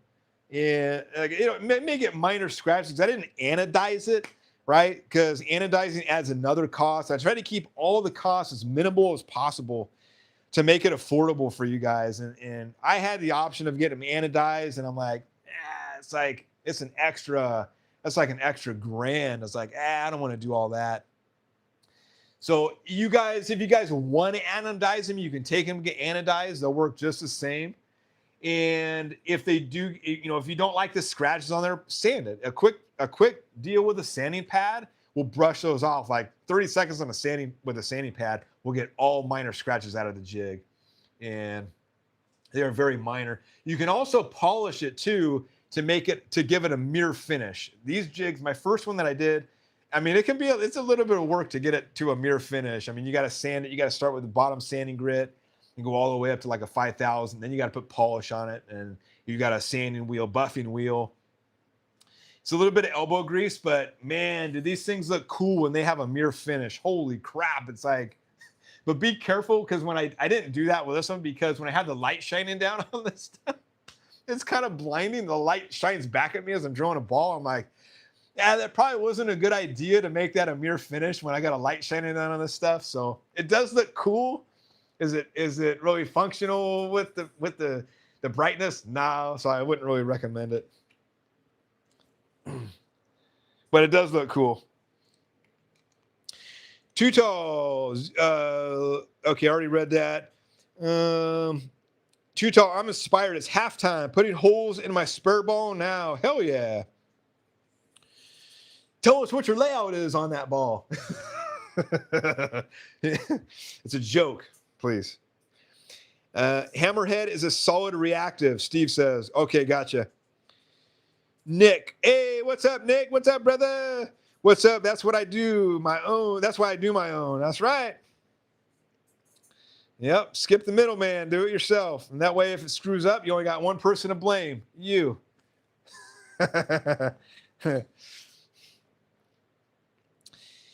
Steve, too tall. It is the number 2 ball on Motive site as next to Onyx. That is crazy strong. Damn. The Raptor Rain is right next to the Jackal Onyx. Holy crap. Damn.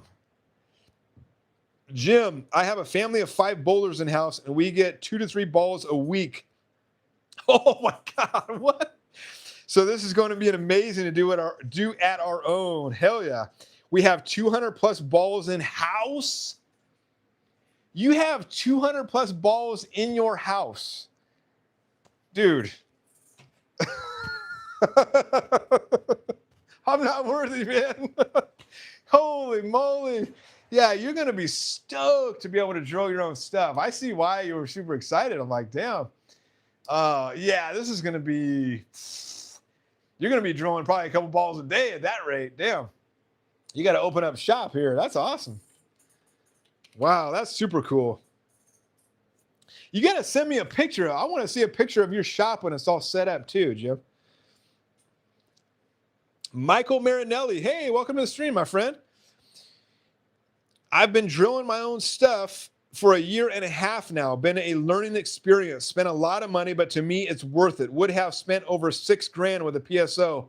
Definitely. Yeah, so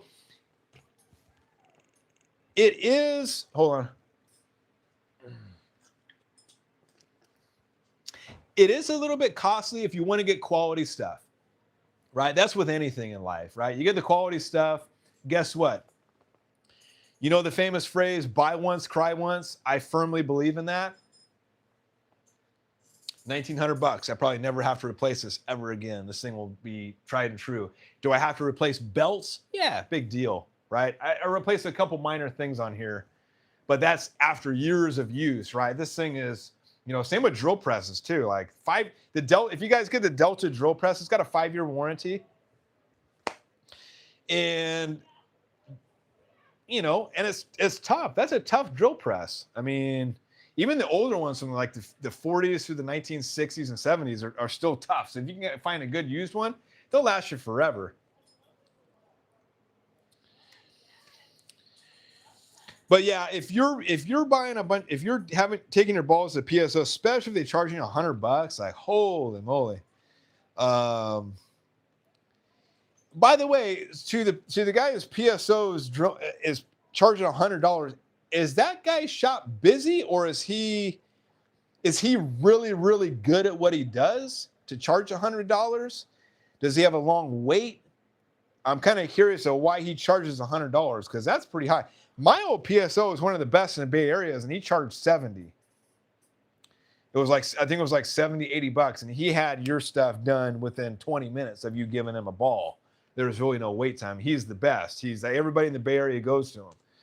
And, but yeah, I couldn't see 100. Where are you located at where they're charging $100 too, by the way? Like, and don't tell me that's back east somewhere, because that's insane.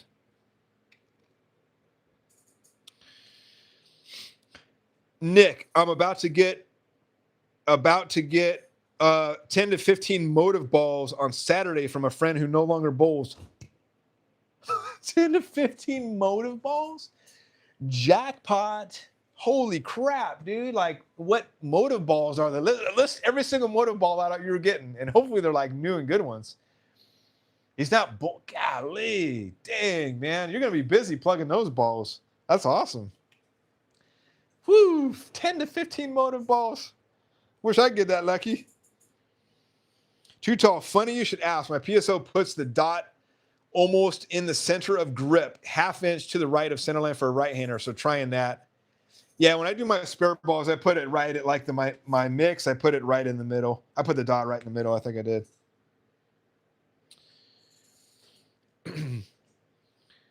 Jim, addiction for entire family. That is awesome. That is so cool that your whole family bowls. That's super cool. That's got to be a blast. I bet they're going to be all super excited when they get everything all drilled up, or have your own pro setup too. You teach the whole family how to drill balls as well too. Put them to work. Nick, I've been doing my own and others since 2019, 2020. You all right? You okay? Okay. Now the wife just got home, bumped her elbow on the door, trying to rush. Oh, shoulder, trying to rush through. You didn't have to rush through. You could have said hello. Okay. Hi, Ben. Hi, love. Okay. So, are you going to be busy in a little bit? You going to be busy in a little bit? Oh, okay. Well, I'm going to be cutting these up in a little bit, and if you can read the chat, I can't do that at the same time. But it's okay. All right.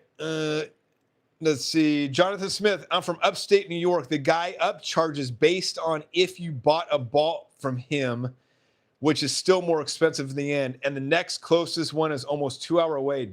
Damn. That's crazy. So if you buy a ball from him, he's cheaper, or if you bring a ball from outside, he charges more money. Because I know certain PSOs, if you buy from them, they give you a deal on the drilling. And if you bring a ball from, like if you bought it on the internet, they charge you more. Jim, just emailed you one of the walls of the balls in the basement. Nice. I want to look at that.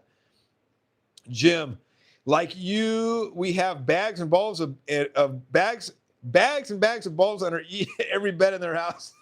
Yeah, I'm out of space. I got one. We have a guest room, and all my balls fill up pretty much the bottom of the bed. I have no more space. Although I did get a bag hand-me-down from the wife because she quit bowling.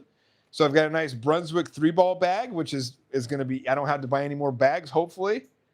And then I'll just maybe get rid of a few more balls. So, yep, feed the addiction, Jim. We have some problems, right? At least your whole family bowls, everybody's got the problem. It's not just you. I get everybody that points at me like, you got problems. No, it's with you, it's the whole family. That's awesome. Steve, she is so happy to see you all, or is she really trying to see how many new balls are sitting on the floor? Yeah, no new balls on the floor yet. That comes next week. Too tall, missed the bowling fool. Ryan needs help with the chat. Been on an hour and a half and done zero work. Yeah, I've been waiting for you to come home. I've been chatting here. And I'm like, I don't even know if I'm going to be able to cut these balls. I'm like, holy crap. I've been going on an hour and a half. Yeah, a lot of people around here asking questions, which is good. Oh, let's see.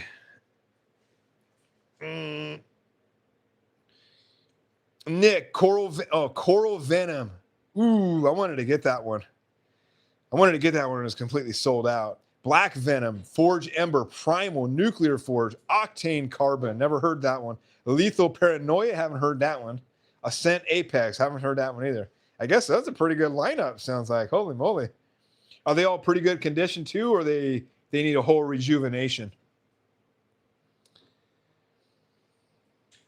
Schlapstick. Yeah, the guy I go to charges $70 even if I bring my own grips, as he says that he only does Jopo, so it's the same rate for my vice fingers. Holy moly. That's just crazy. Yeah. Do your own stuff. It's the way to do it. Let's see. Okay. All right. So we're going to try to plug this over here. And I'll try to look at the questions as we're going here. Oh, sorry, cut the plugs. I'm going to move the camera over here. Let's see. Whoa.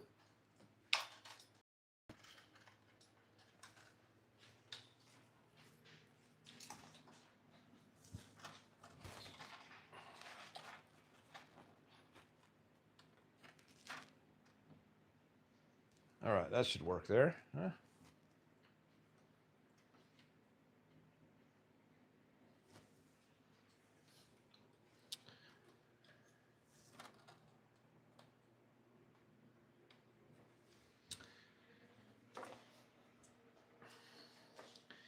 All right, Nick, all single drill in good shape. Nice. He also has a Hammer Scandal.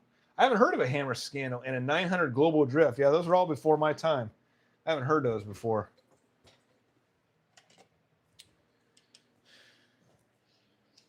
All right, so this is what we got here. If you can see this.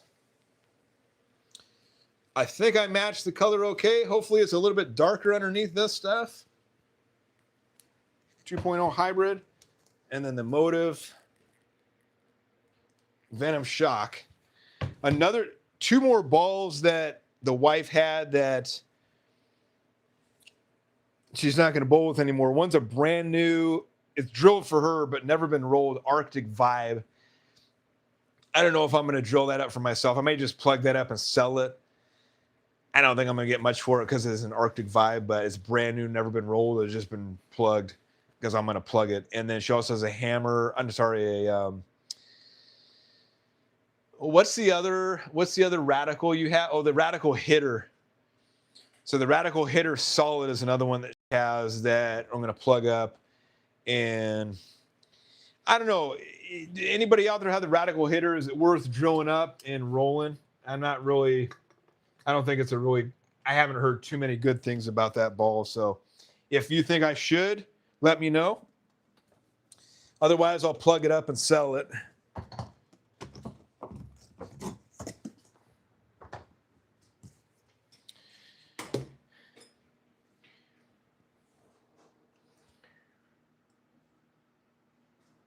Steve, eBay has no bids yet on a Coral Venom. Ooh, 15-pound less than 10 games. I'll have to check that out. Thanks for letting me know. Bowlers Mart has a very good eBay site. If you look at, they have some pretty good balls that go for pretty cheap. That's where I got my Ricochet Pearl. I got it for like $100, $105 for Ricochet Pearl, brand new, because it didn't have the original box. Huh? Yeah, I didn't know we had that. I saw that. Oh, because there was a little bit left in there. I was like, oh, cool. So I used that for the. Okay, thank you, Barbara. The Venom color don't look right. That Venom color don't look right. Yeah, who said that? Nick, I know. I was putting so much freaking white in this to get it a lighter blue, and I was wasting so much white. I'm like, I can't keep wasting so much white to get it lighter. I think I might have put too much blue in there. So, yeah, it's not going to be exact color, unfortunately. But it was already too late. I already mixed it up. I'm like, screw it. I'm going to be drilling this up for myself anyway. So I don't really care about the color because it's going to be hidden, right? I'm probably going to drill. I might even drill right over the plug job. So not going to be a big deal. But this one I think should be pretty good. I didn't, like I said, I didn't do any of the black swirl. I was like, screw it. I'll just keep it red.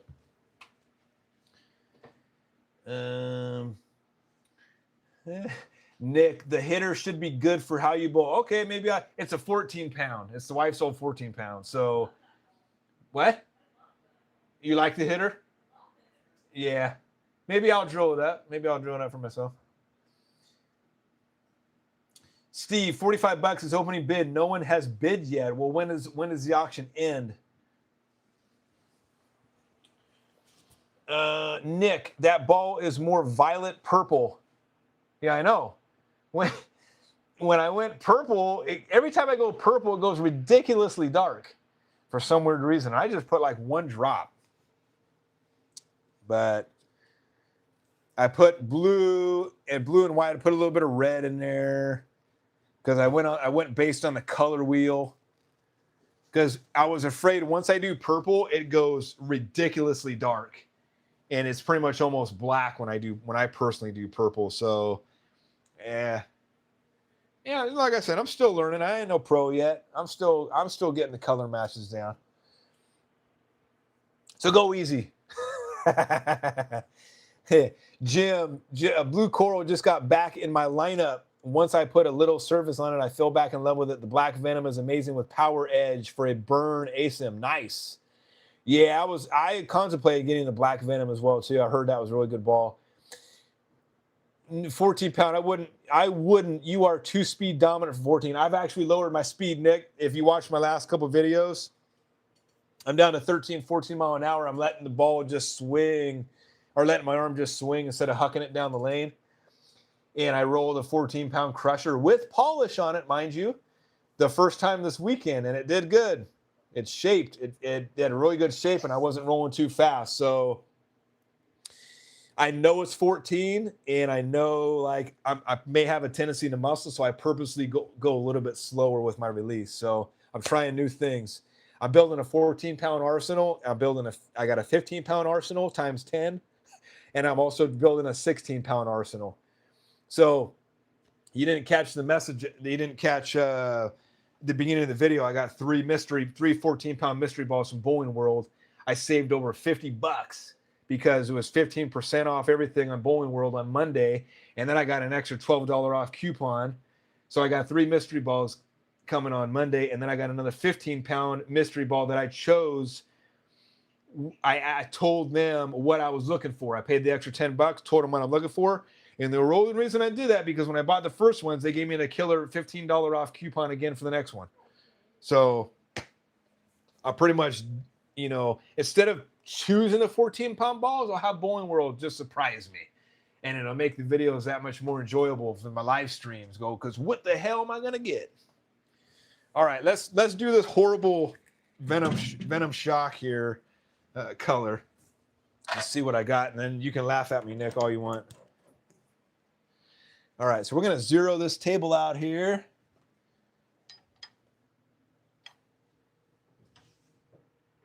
Let's get my light on.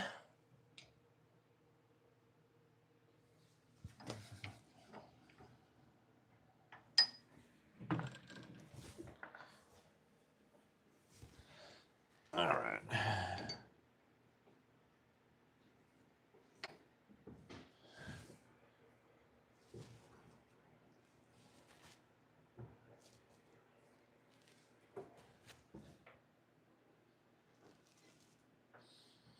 So all I'm doing right now is I'm just zeroing it out so that when it does cut down, it's not going to put gouges in the ball, if you're not familiar with what I'm doing here. And let's see.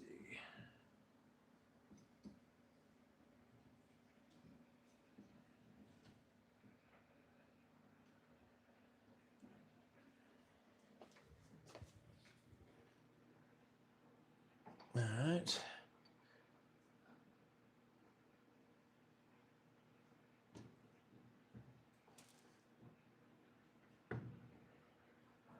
All right, that should do it.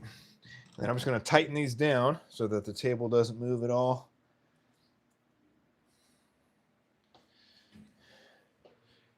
And then I'll get my catch over here.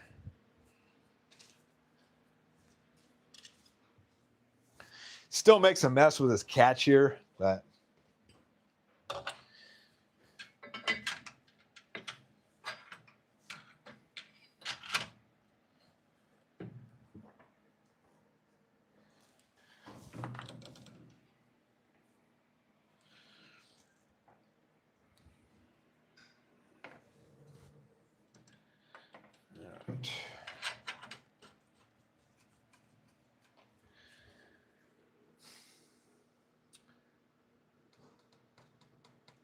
Nick, yeah, I saw the video, but when you have to force yourself to slow down, you are more likely to be inconsistent. I'm trying not to muscle it. So muscling is not good. It's not good for my game. So I can't keep muscling it. If I muscle it, I'm inconsistent. I'm way inconsistent when I muscle it, but like I said, I went bowling today at Paddock, and I was very consistent with the Guru. I'm just consistent with my release, with my balance. I'm working on my balance and moving up on the lane too. So I'm moving up on the lane a little bit more. It seems to be helping. And that helps me slow down a little bit as well too. So, all right, here we go.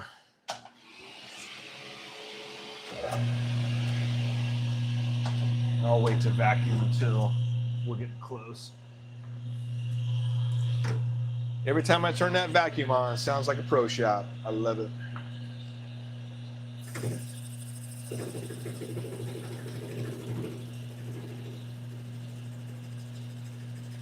And then I'm just going a little slow just to get the curvature of the plug cutter. You don't want to just be mashing it down.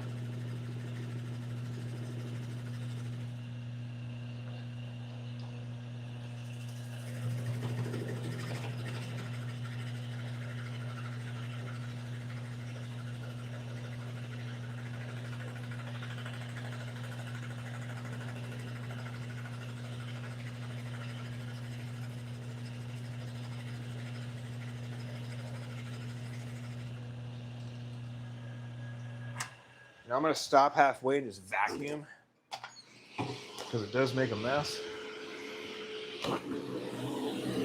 See all that? Look at that. It's all over the place. It's the only bummer about plug cutting. What do you use for a catch, Nick?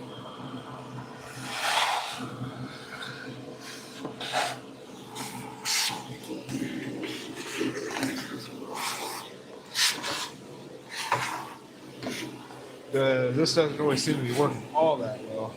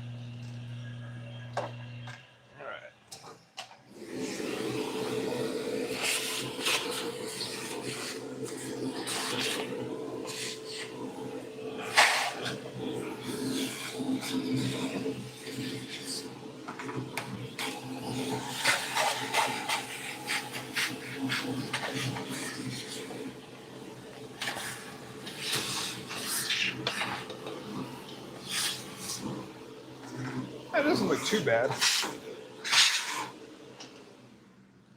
Is it an exact match? No, but it doesn't look that bad. I'm going to go back and hit that a little bit more.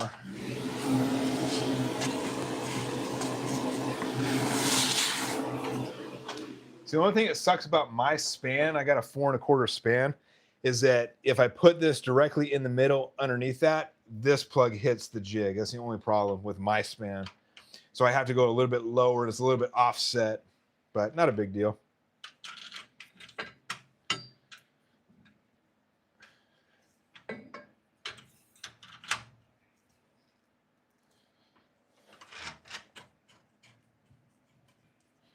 All right, we'll do the nice easy one, the thumb.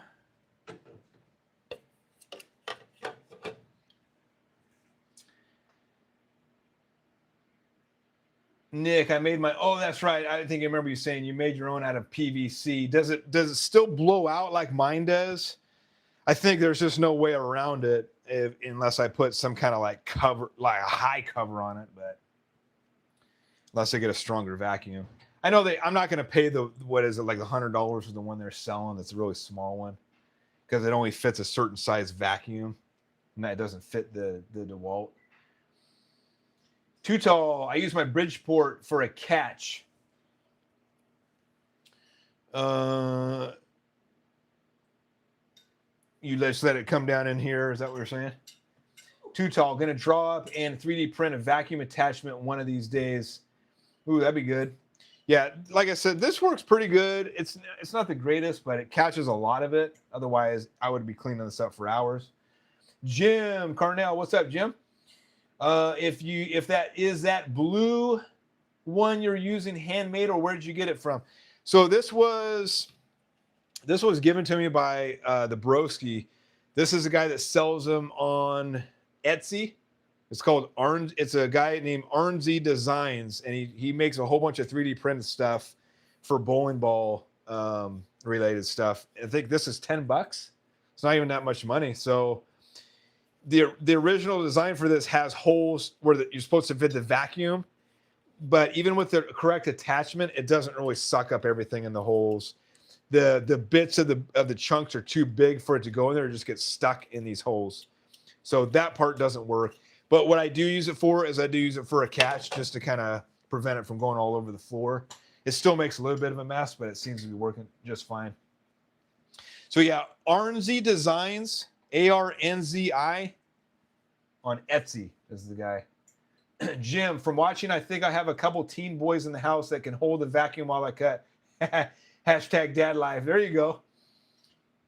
Nick, it works okay. Awesome.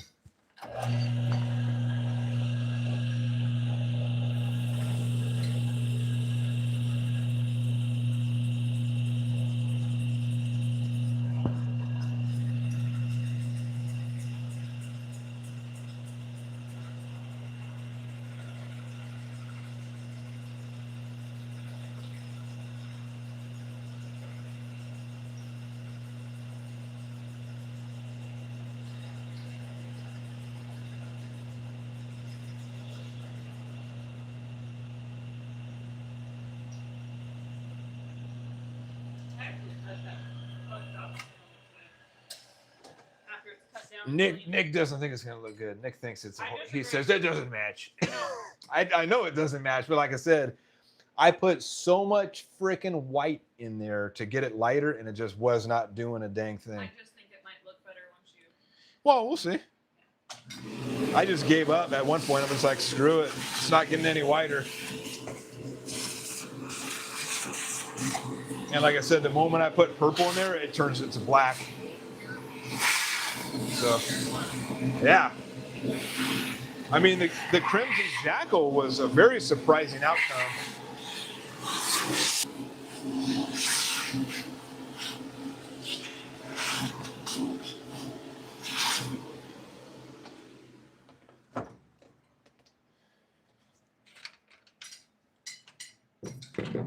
Okay, let's cut this down a little bit more. Well, let's see.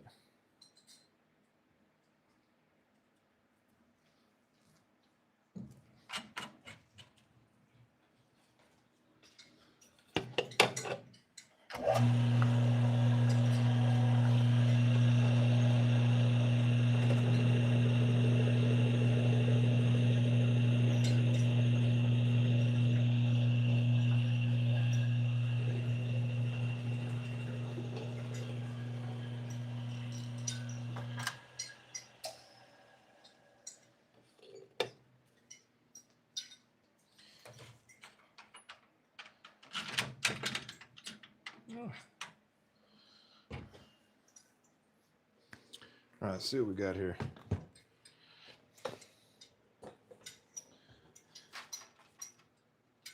Sure, all dying to see this cool plug job here.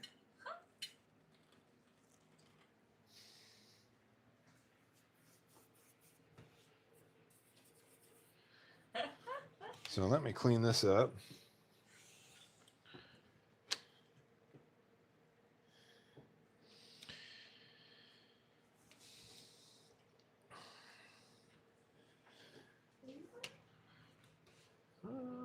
Let's get some alcohol here.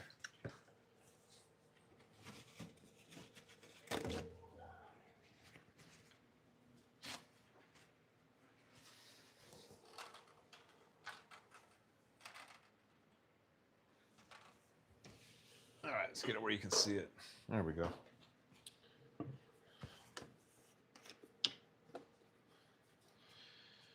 So I'm just trying to get this gunk off the ball first before I put it on the spinner. So the gunk from the dam. It's not that bad, Nick. It's not like my Crimson Jackal. It was like, I had reds and all these gold, and when I cut it down, I'm like, it looks black. Like, I could have just done black, got the same damn outcome.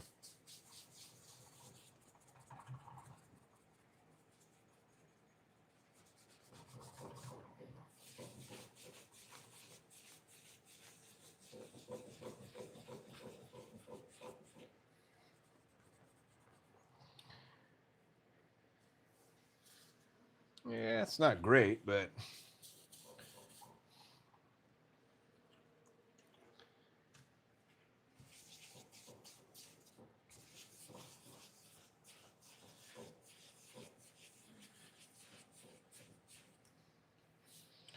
it'll do the trick.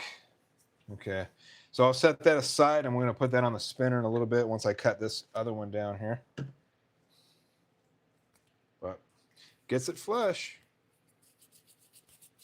Pretty good.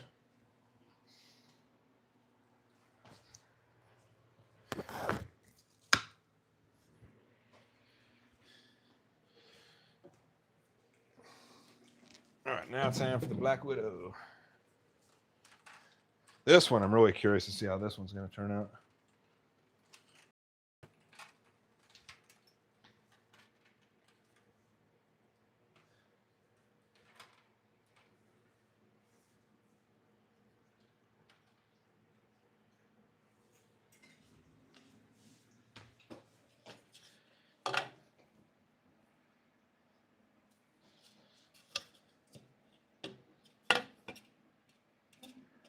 Okay.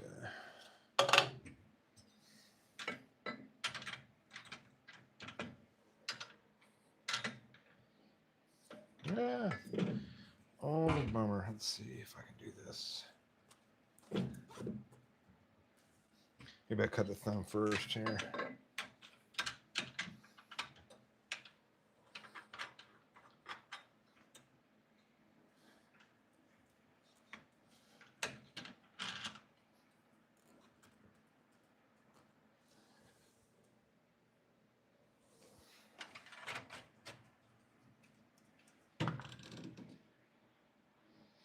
That should work.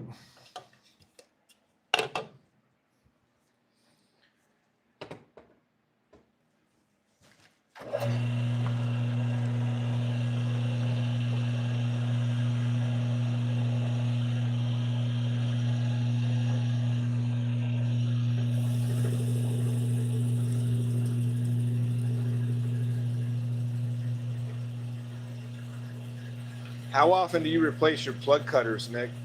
And what brand plug cutter do you get? I get the Innovative.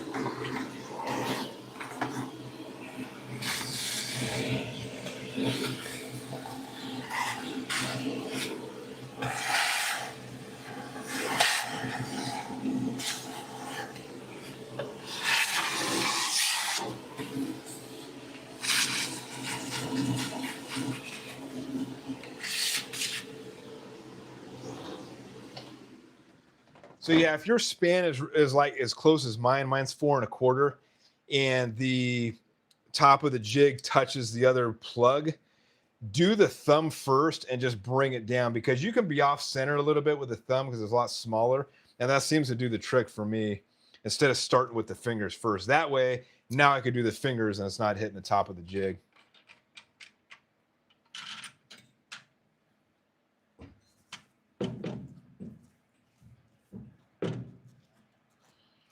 And then I'll bring this down and make sure it lines up. That's going to hit both sides here.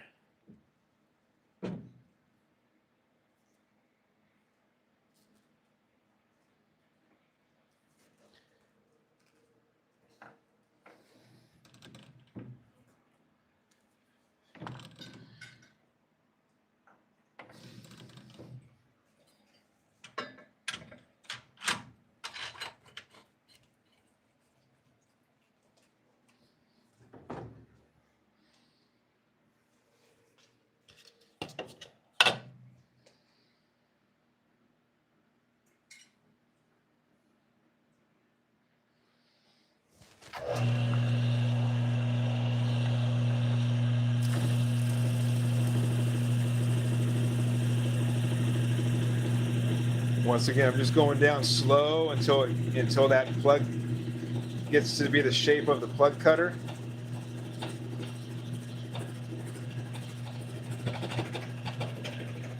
And this plug has been dried for a couple days, so it's a little bit harder. If you do it within a day of doing it, it's going to be a lot softer. I would recommend waiting a day, let it get a little bit harder, because it's still expanding when it's curing.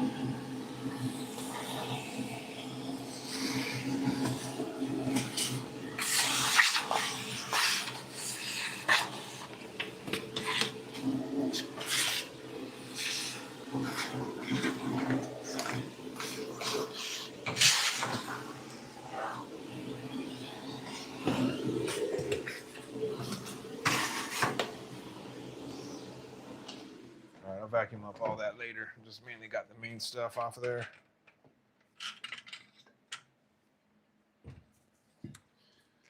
All right.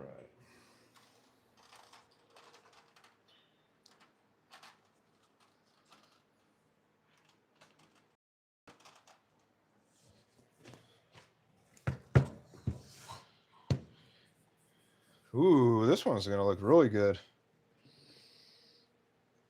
Nick, I have used Master Brand. I bought off someone local to me. I haven't ever replaced it. Sharpen it occasionally with a fine round file. I'm scared to touch it with any file. I'm scared to mess it up. Jim, What are some of the hardest aspects and lessons that you learned in this process? That's another broad question. Holy moly. Oh my gosh. I don't even know where to begin on that one. That one is like, I got to really make a list. I came through a lot of roadblocks and I learned a lot of stuff that was costly, and then also that just from the stuff I didn't know. Like I said, I was trying to learn all this stuff on my own. Let's get you back here. And just some random people on the internet, right? So you know how that can turn out. Everybody give you the wrong information because they don't know what the hell they're talking about. So I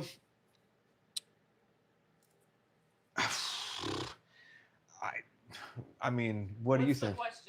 What's one of the hardest aspects and lessons you learned in this process of doing DIY stuff? I'm trying to think. Probably the measuring. Nah, that was real. Yeah, layouts took me a little while, to be honest with you. Like learning the layouts. Like I was at the house and I got the ProSex, and I look at this ProSex. I'm like, okay, how do I use this? So I went on YouTube and watched a bunch of videos on how to do layouts. So that was a little confusing to me at first on how to do everything, like how to get the numbers and what the numbers mean. And then once you understand it, then it's like, oh, a little light bulb goes off. It's like, okay, God, the problem with me is I make things way harder than they need to be. And that's just something about me that I wouldn't say it's a weakness, but it's not my strong suit, but I always look into,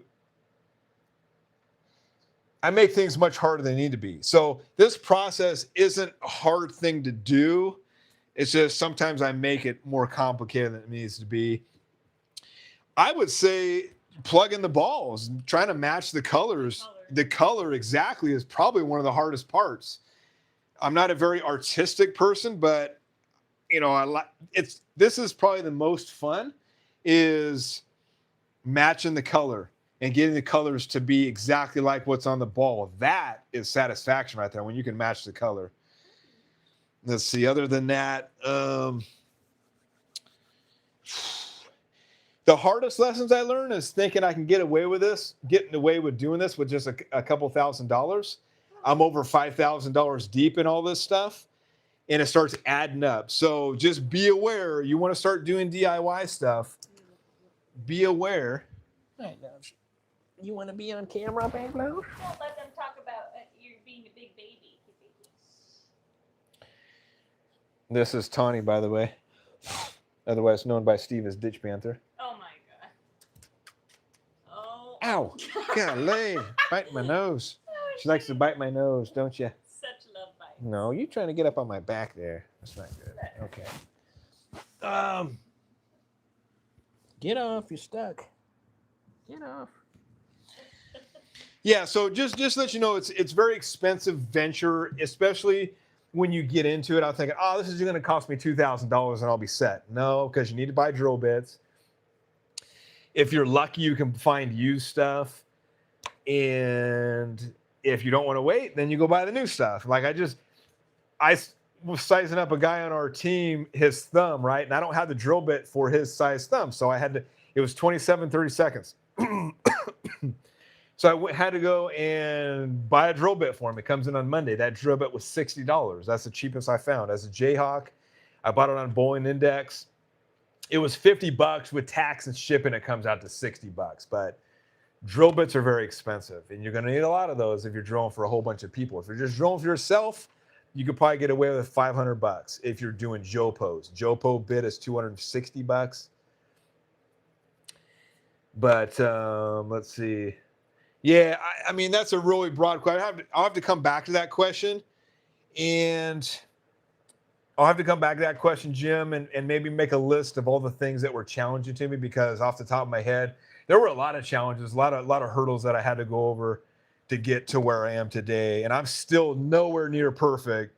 I got a long way to go. And that's the cool thing about this, is you're constantly learning, you know, and it's fun. It's a fun venture. So hopefully when you get into it, it can be the same way. And hopefully I can save you from any of those heartaches and troubles that you went through.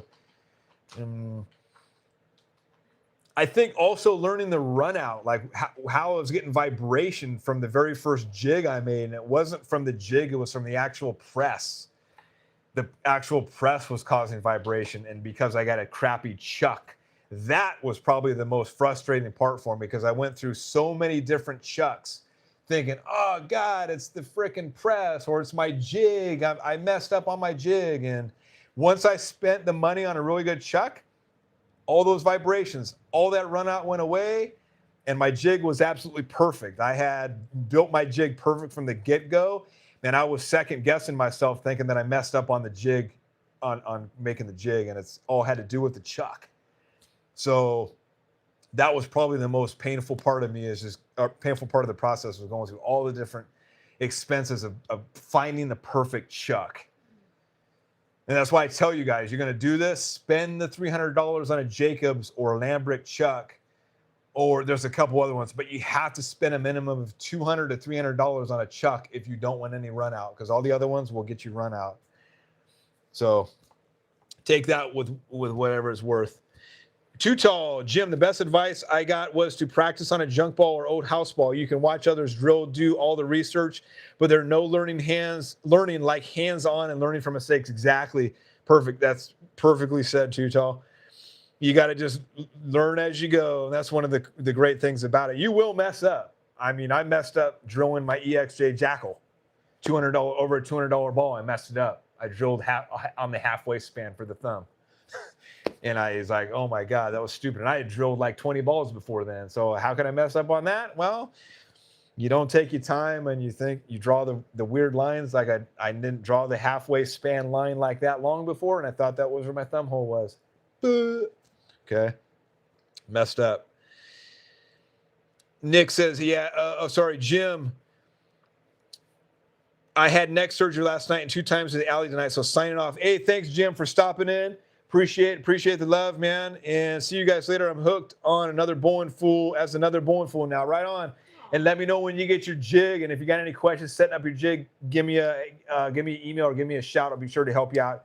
It's pretty self-explanatory. I got instructions I send in with the jig.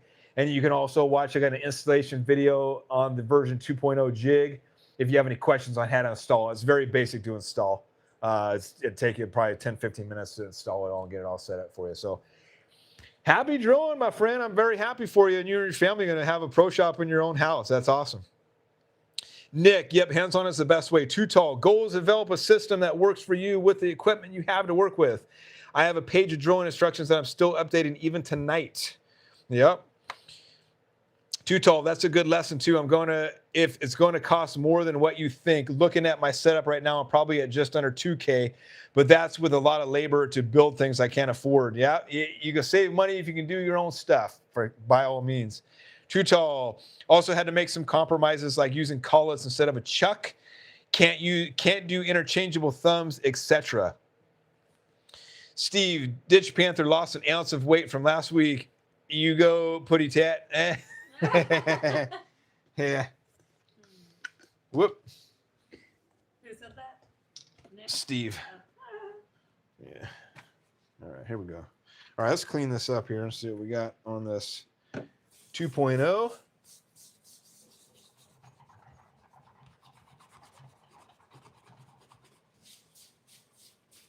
Oh, this is really good color. Holy moly, this is almost identical.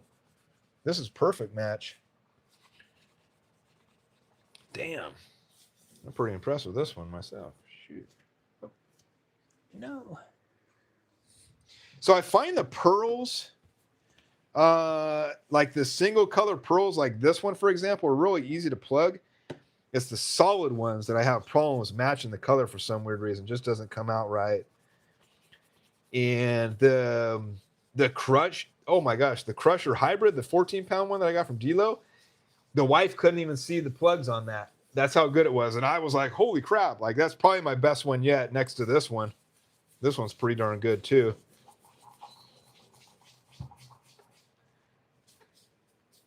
Oh yeah, this is gonna be a good ball for sure. Oh, damn. Look at that, huh?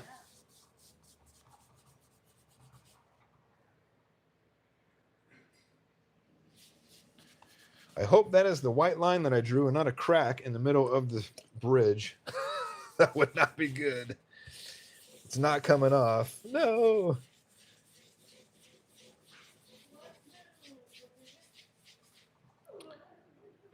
Let me see my glasses here.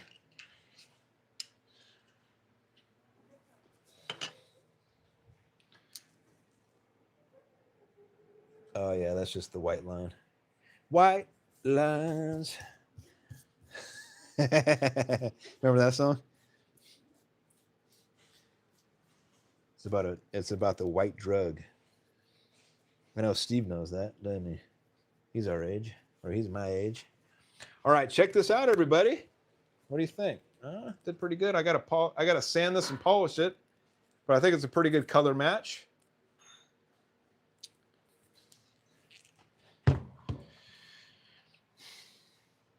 Did you guys want to stick around and watch me sand and polish this, or do you want me to end it? Let me know. I've been going on for over 2 hours. So let me know if you want me to do this real quick. It's probably taking about 15 minutes to do this.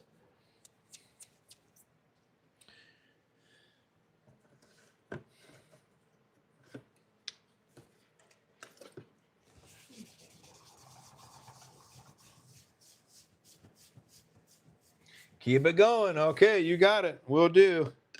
I'll finish it up. Yeah, I can't stop it now. That would be sacrilege. All right, let me go get the ball spinner over here.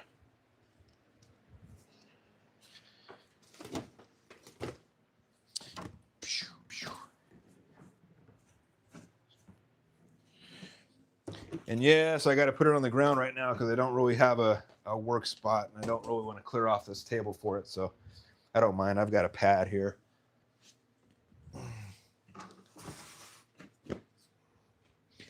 Ooh. Okay, let's put you down here.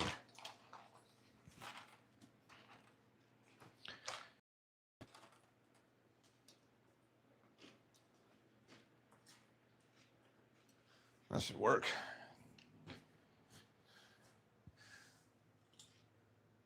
Too tall, looking good. Yeah, I think that 2.0 hybrid is probably one of my best next to the Crusher. That thing was beautiful. Holy moly.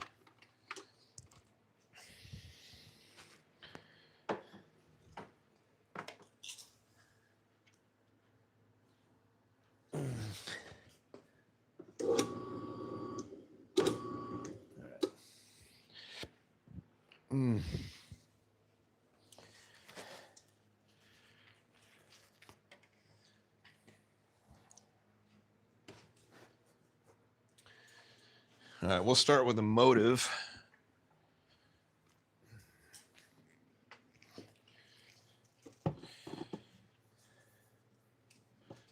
Oh, we got a little bubble on the ring finger. Damn it. That sucks. Okay.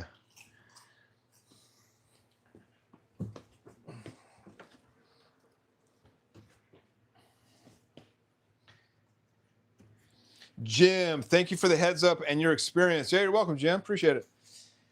Nick, almost every Saturday and Sunday night, I'm in my basement plugging, cutting down, plug drilling lately. Nice. Yeah, it's fun, man. I find this stuff to be pretty therapeutic too. You probably in the same way. You get satisfaction when you bring something, especially when you're plugging balls, drilling them out, and then you do the color match, and it's like, try to find the plug.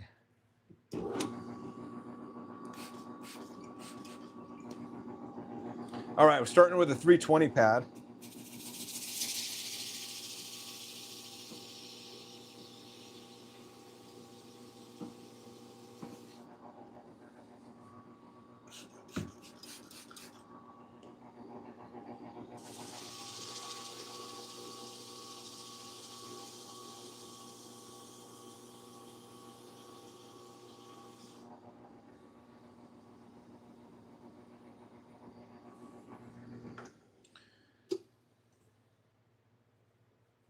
Yeah, damn bubble. Oh well. Every now and then I get a little bubble. I think you got them all out, and then there's one there.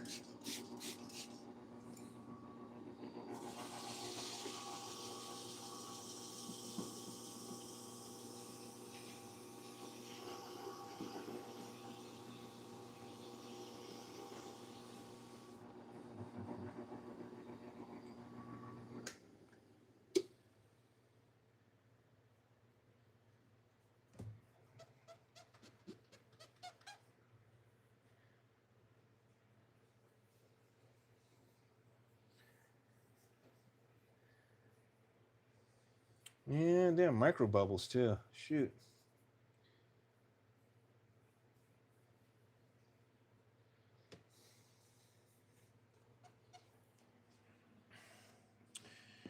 All right, let's go 500.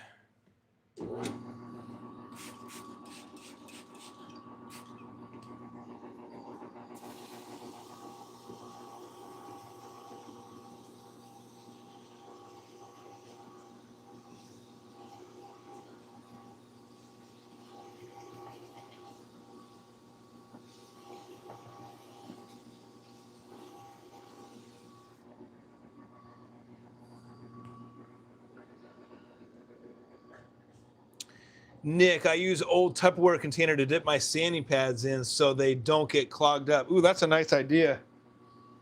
Yeah, I should probably do that. It's a pain in the butt to get that out of there. I've been going out in the back and hosing them off with my hose. Okay, and then we got 800.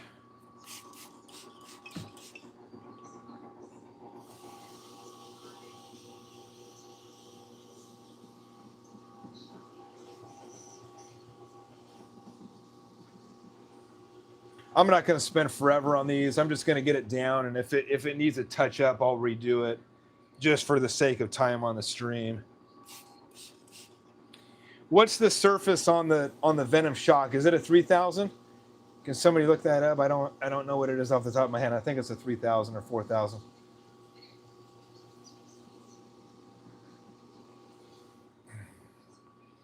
I think I'll just go to 1500 right now.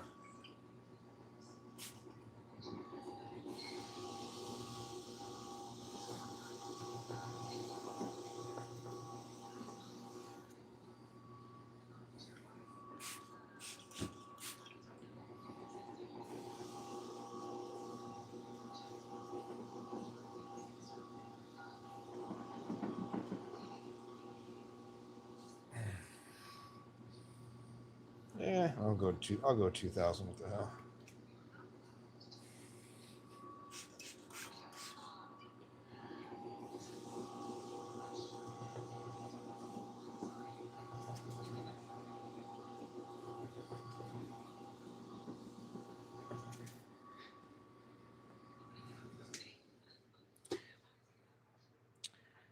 You need a workbench for that or some knee pads. I told you that, Nick. I said I don't have one right now.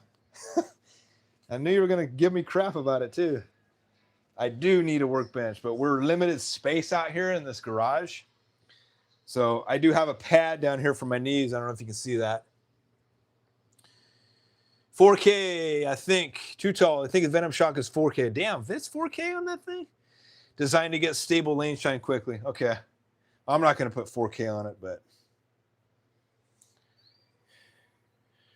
that'll do. Damn, that came out a little bit better than I thought.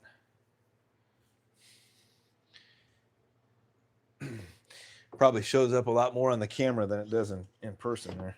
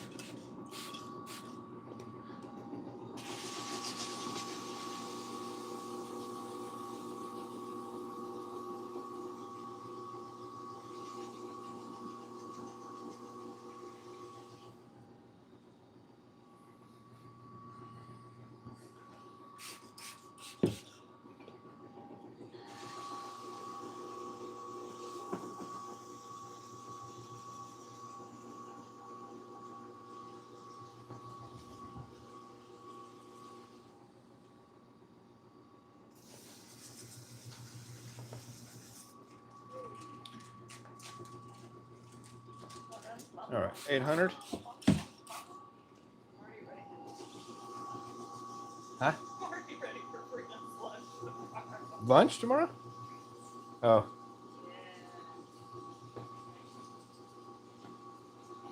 Yeah. Heh. Tammy said it's All had right, American 800. Legion last night. That's why I didn't make it. Oh, that's funny. God, that was already a week since he was out there. Holy moly, I forgot about that.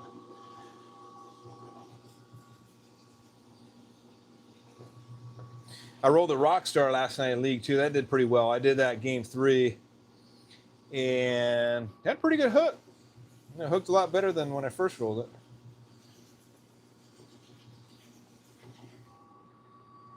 I'm bringing the Guru next time, though. Love that ball.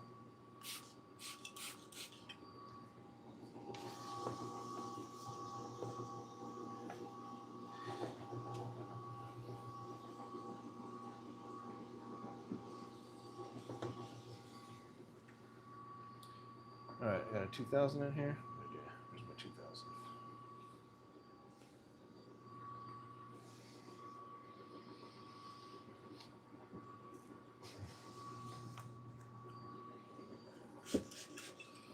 Like I said, I'll just go to 2,000 for the sake of the video. I'm not going to go all the way up, but normally I would go up to the factory finish and all that. And I don't think you guys want to watch this for the next half hour.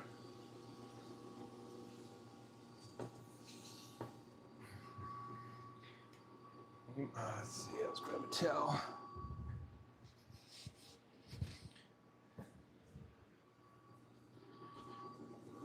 By the way, this is the half horsepower Innovative. Seems to work pretty good. It was only like $30 more. If anybody wondering what size horsepower this one is.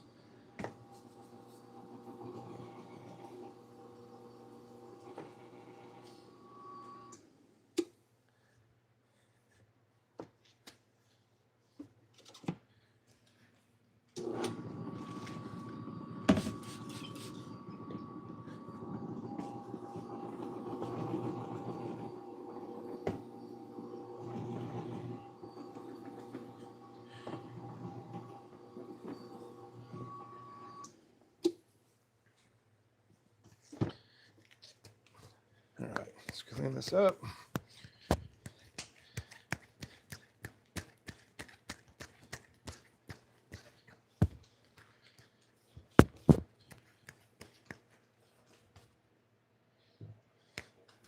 Well, not my best work, but see the little white micro air bubbles in there? I think that's what that is. And then the fingers, so not terrible. Not terrible. You can't see it from far away. And like I said, my layout is probably going to be right here. Oh, that's right. The CG was right here too. I forgot it was like in the finger somewhere over here. Damn it. Because let's see. Yeah, shoot, I actually forgot where it was. Maybe that's it. Maybe that's the little dot right there. Yeah, I think that's what that dot is. That's the CG. Not bad. Let me know what you think. Like I said, it's you know, I can't get rid of those micro bubbles. Hopefully if I do the Ultimate Wizard, I won't have those micro bubbles anymore.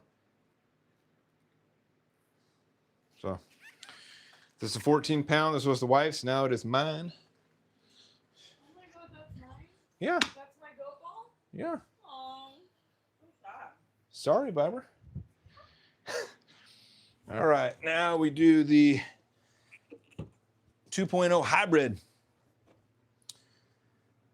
Okay, where we at? Where we at?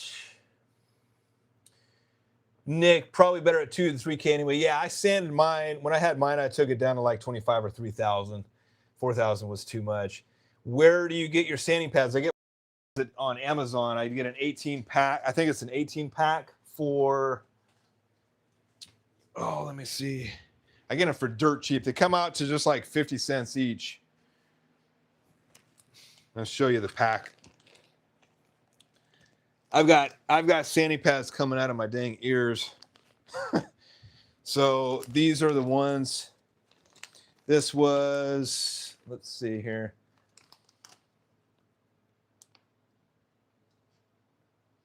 Lupier 24-piece bowling sanding grit, 500, 1,000, 1,500, 2,000, 3,000, 5,000. And they give you 2 of each, I believe. There's 2 sanding pads in each one of these. And let's see. I don't know the difference between the yellow and the red, to be honest with you. I just probably just the different color differences. But I got to look at my Amazon account, see how much I paid for these. But I think a 25, there's a 24 piece. I think I paid 17 or 18 bucks for this whole thing. So really killer deal if you guys are looking for sanding pads. Like I said, I am extremely budget. I'm not going to spend the insane amount that CTD wants for a sanding pads when it's essentially the same crap.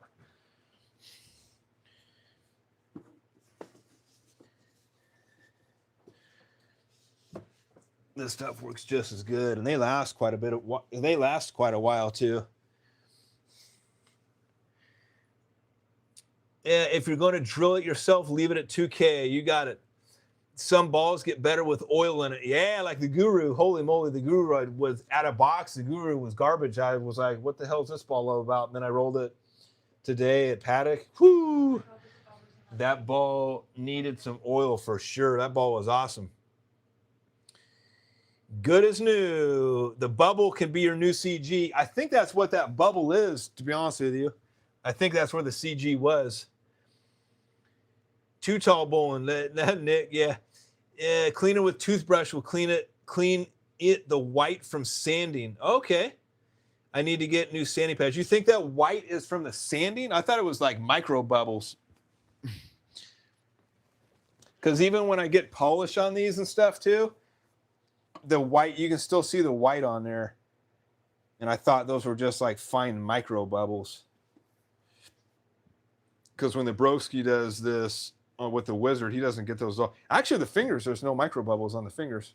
Maybe just a tiny little bit on the fingers, but the thumb's like, ugh, not good. All right, let's do the 2.0 and see what we got here. All right, yeah, I should probably clean this pad, but for the sake of the stream, I'm just going to roll with it.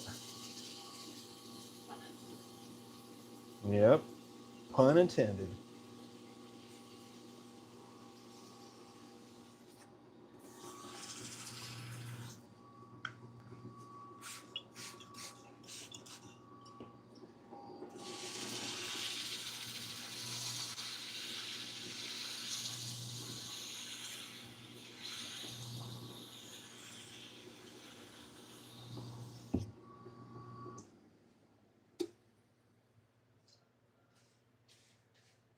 Ooh, this is, I'm getting better. I'm definitely getting better, I think.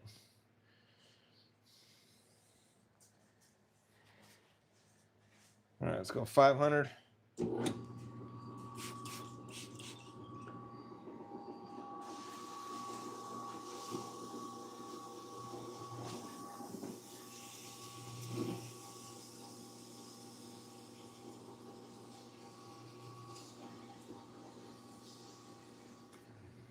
Okay. 800.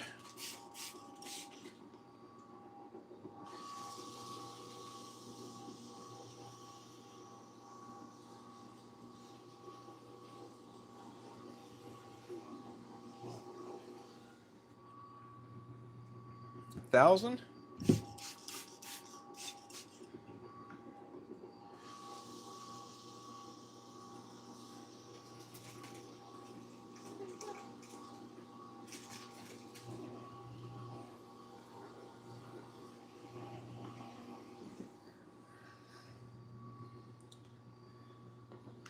$1,500.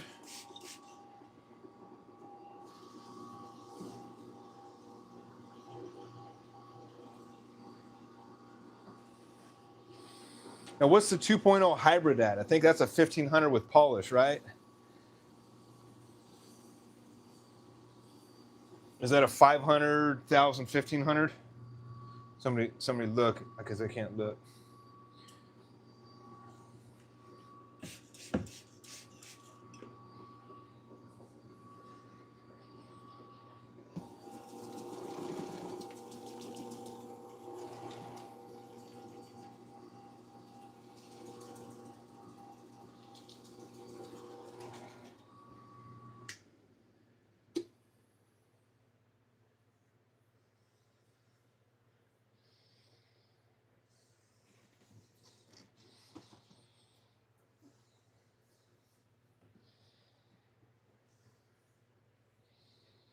Yeah, I might have to get this down a little bit more with a razor blade.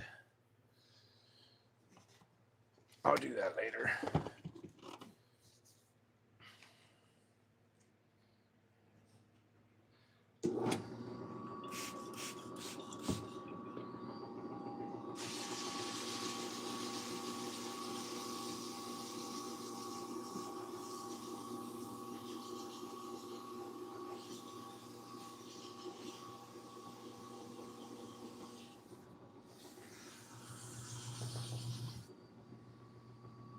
All right, 500.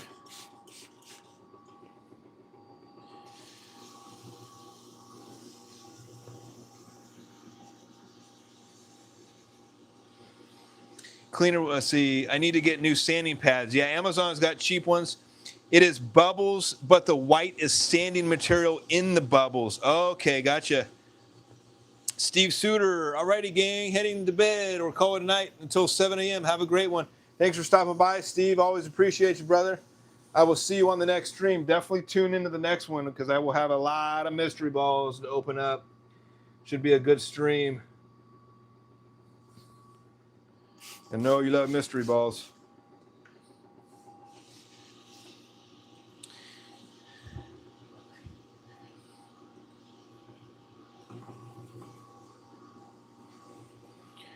Oh, this view is horrible. You can see my bald spot. I got to grow more hair and get my damn bald spot in this view shot. That's not good. Showing my age.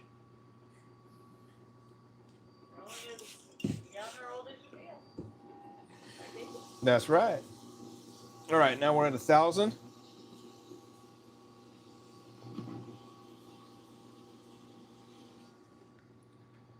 And we'll end it with 1,500.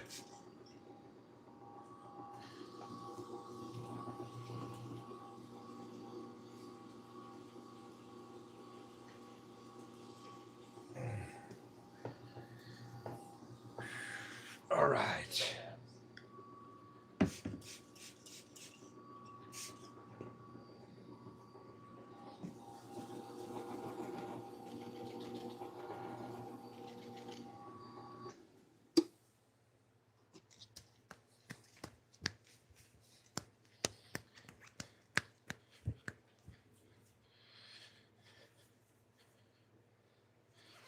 So I got to cut down. I got to use a razor blade to get the plug on the ring finger, or sorry, the middle finger a little bit lower because I still got some plug material on the outside of the ball. But the thumb is pretty good. Maybe get the thumb. I can still feel a little bit of a ridge. I'll get the razor blade on the thumb too as well. So if you can see that, guys, that's it. So I'll try to get some of that white off there, maybe with some cleaner. What, you just say ball cleaner for that? To get that off? I'm also going to throw some polish on here. I'm not going to do that yet until I get this down, but like I said, for the sake of the video, the live stream, not a bad color match here. There you go. That's what it would look like with polish. Can you see the plug job? Not really. There you go. Can you see the plug job? Pretty good, huh? I mean, yeah, when I really look, but never just at a glance. I could have thrown some black in there. Like I said, I could have thrown some black in there to give it some, make it really look good. But, yeah, but that's, the red is perfection. Yeah, not bad. So we got a 14-pound Black Widow 2.0 hybrid. Let me know if you guys have this ball. Yes, and a toothbrush. Okay, we'll do that. Thanks, Nick. Yeah, thanks for the tip, Nick. I'll definitely do that. Hopefully I'll get that on most of them. Looks good. Yeah, thank you, brother. Yeah, a hell of a lot better than the Venom Shock. I think I'm getting better. I'm not a pro by any means, but that's pretty darn good for my standards. All right. I think that's about it. If you guys have any questions at all about anything you've seen on this stream today, feel free to ask away. If you stuck around till now, you are my hero. I love you, man. Appreciate it. And if you are watching this after this went live and you're watching it to learn how to do DIY stuff, also appreciate that too. And if you guys have any questions at all about anything that I do or anything DIY related, hit me up on Bowenfool at Gmail, thebowenfool@gmail.com. And I'm an absolute mess. Don't wear your best clothes when you do this stuff. And you might want to wear gloves just because this stuff is epoxy resin that you're messing with. I should have probably wore gloves. But yeah, we'll deal with that later.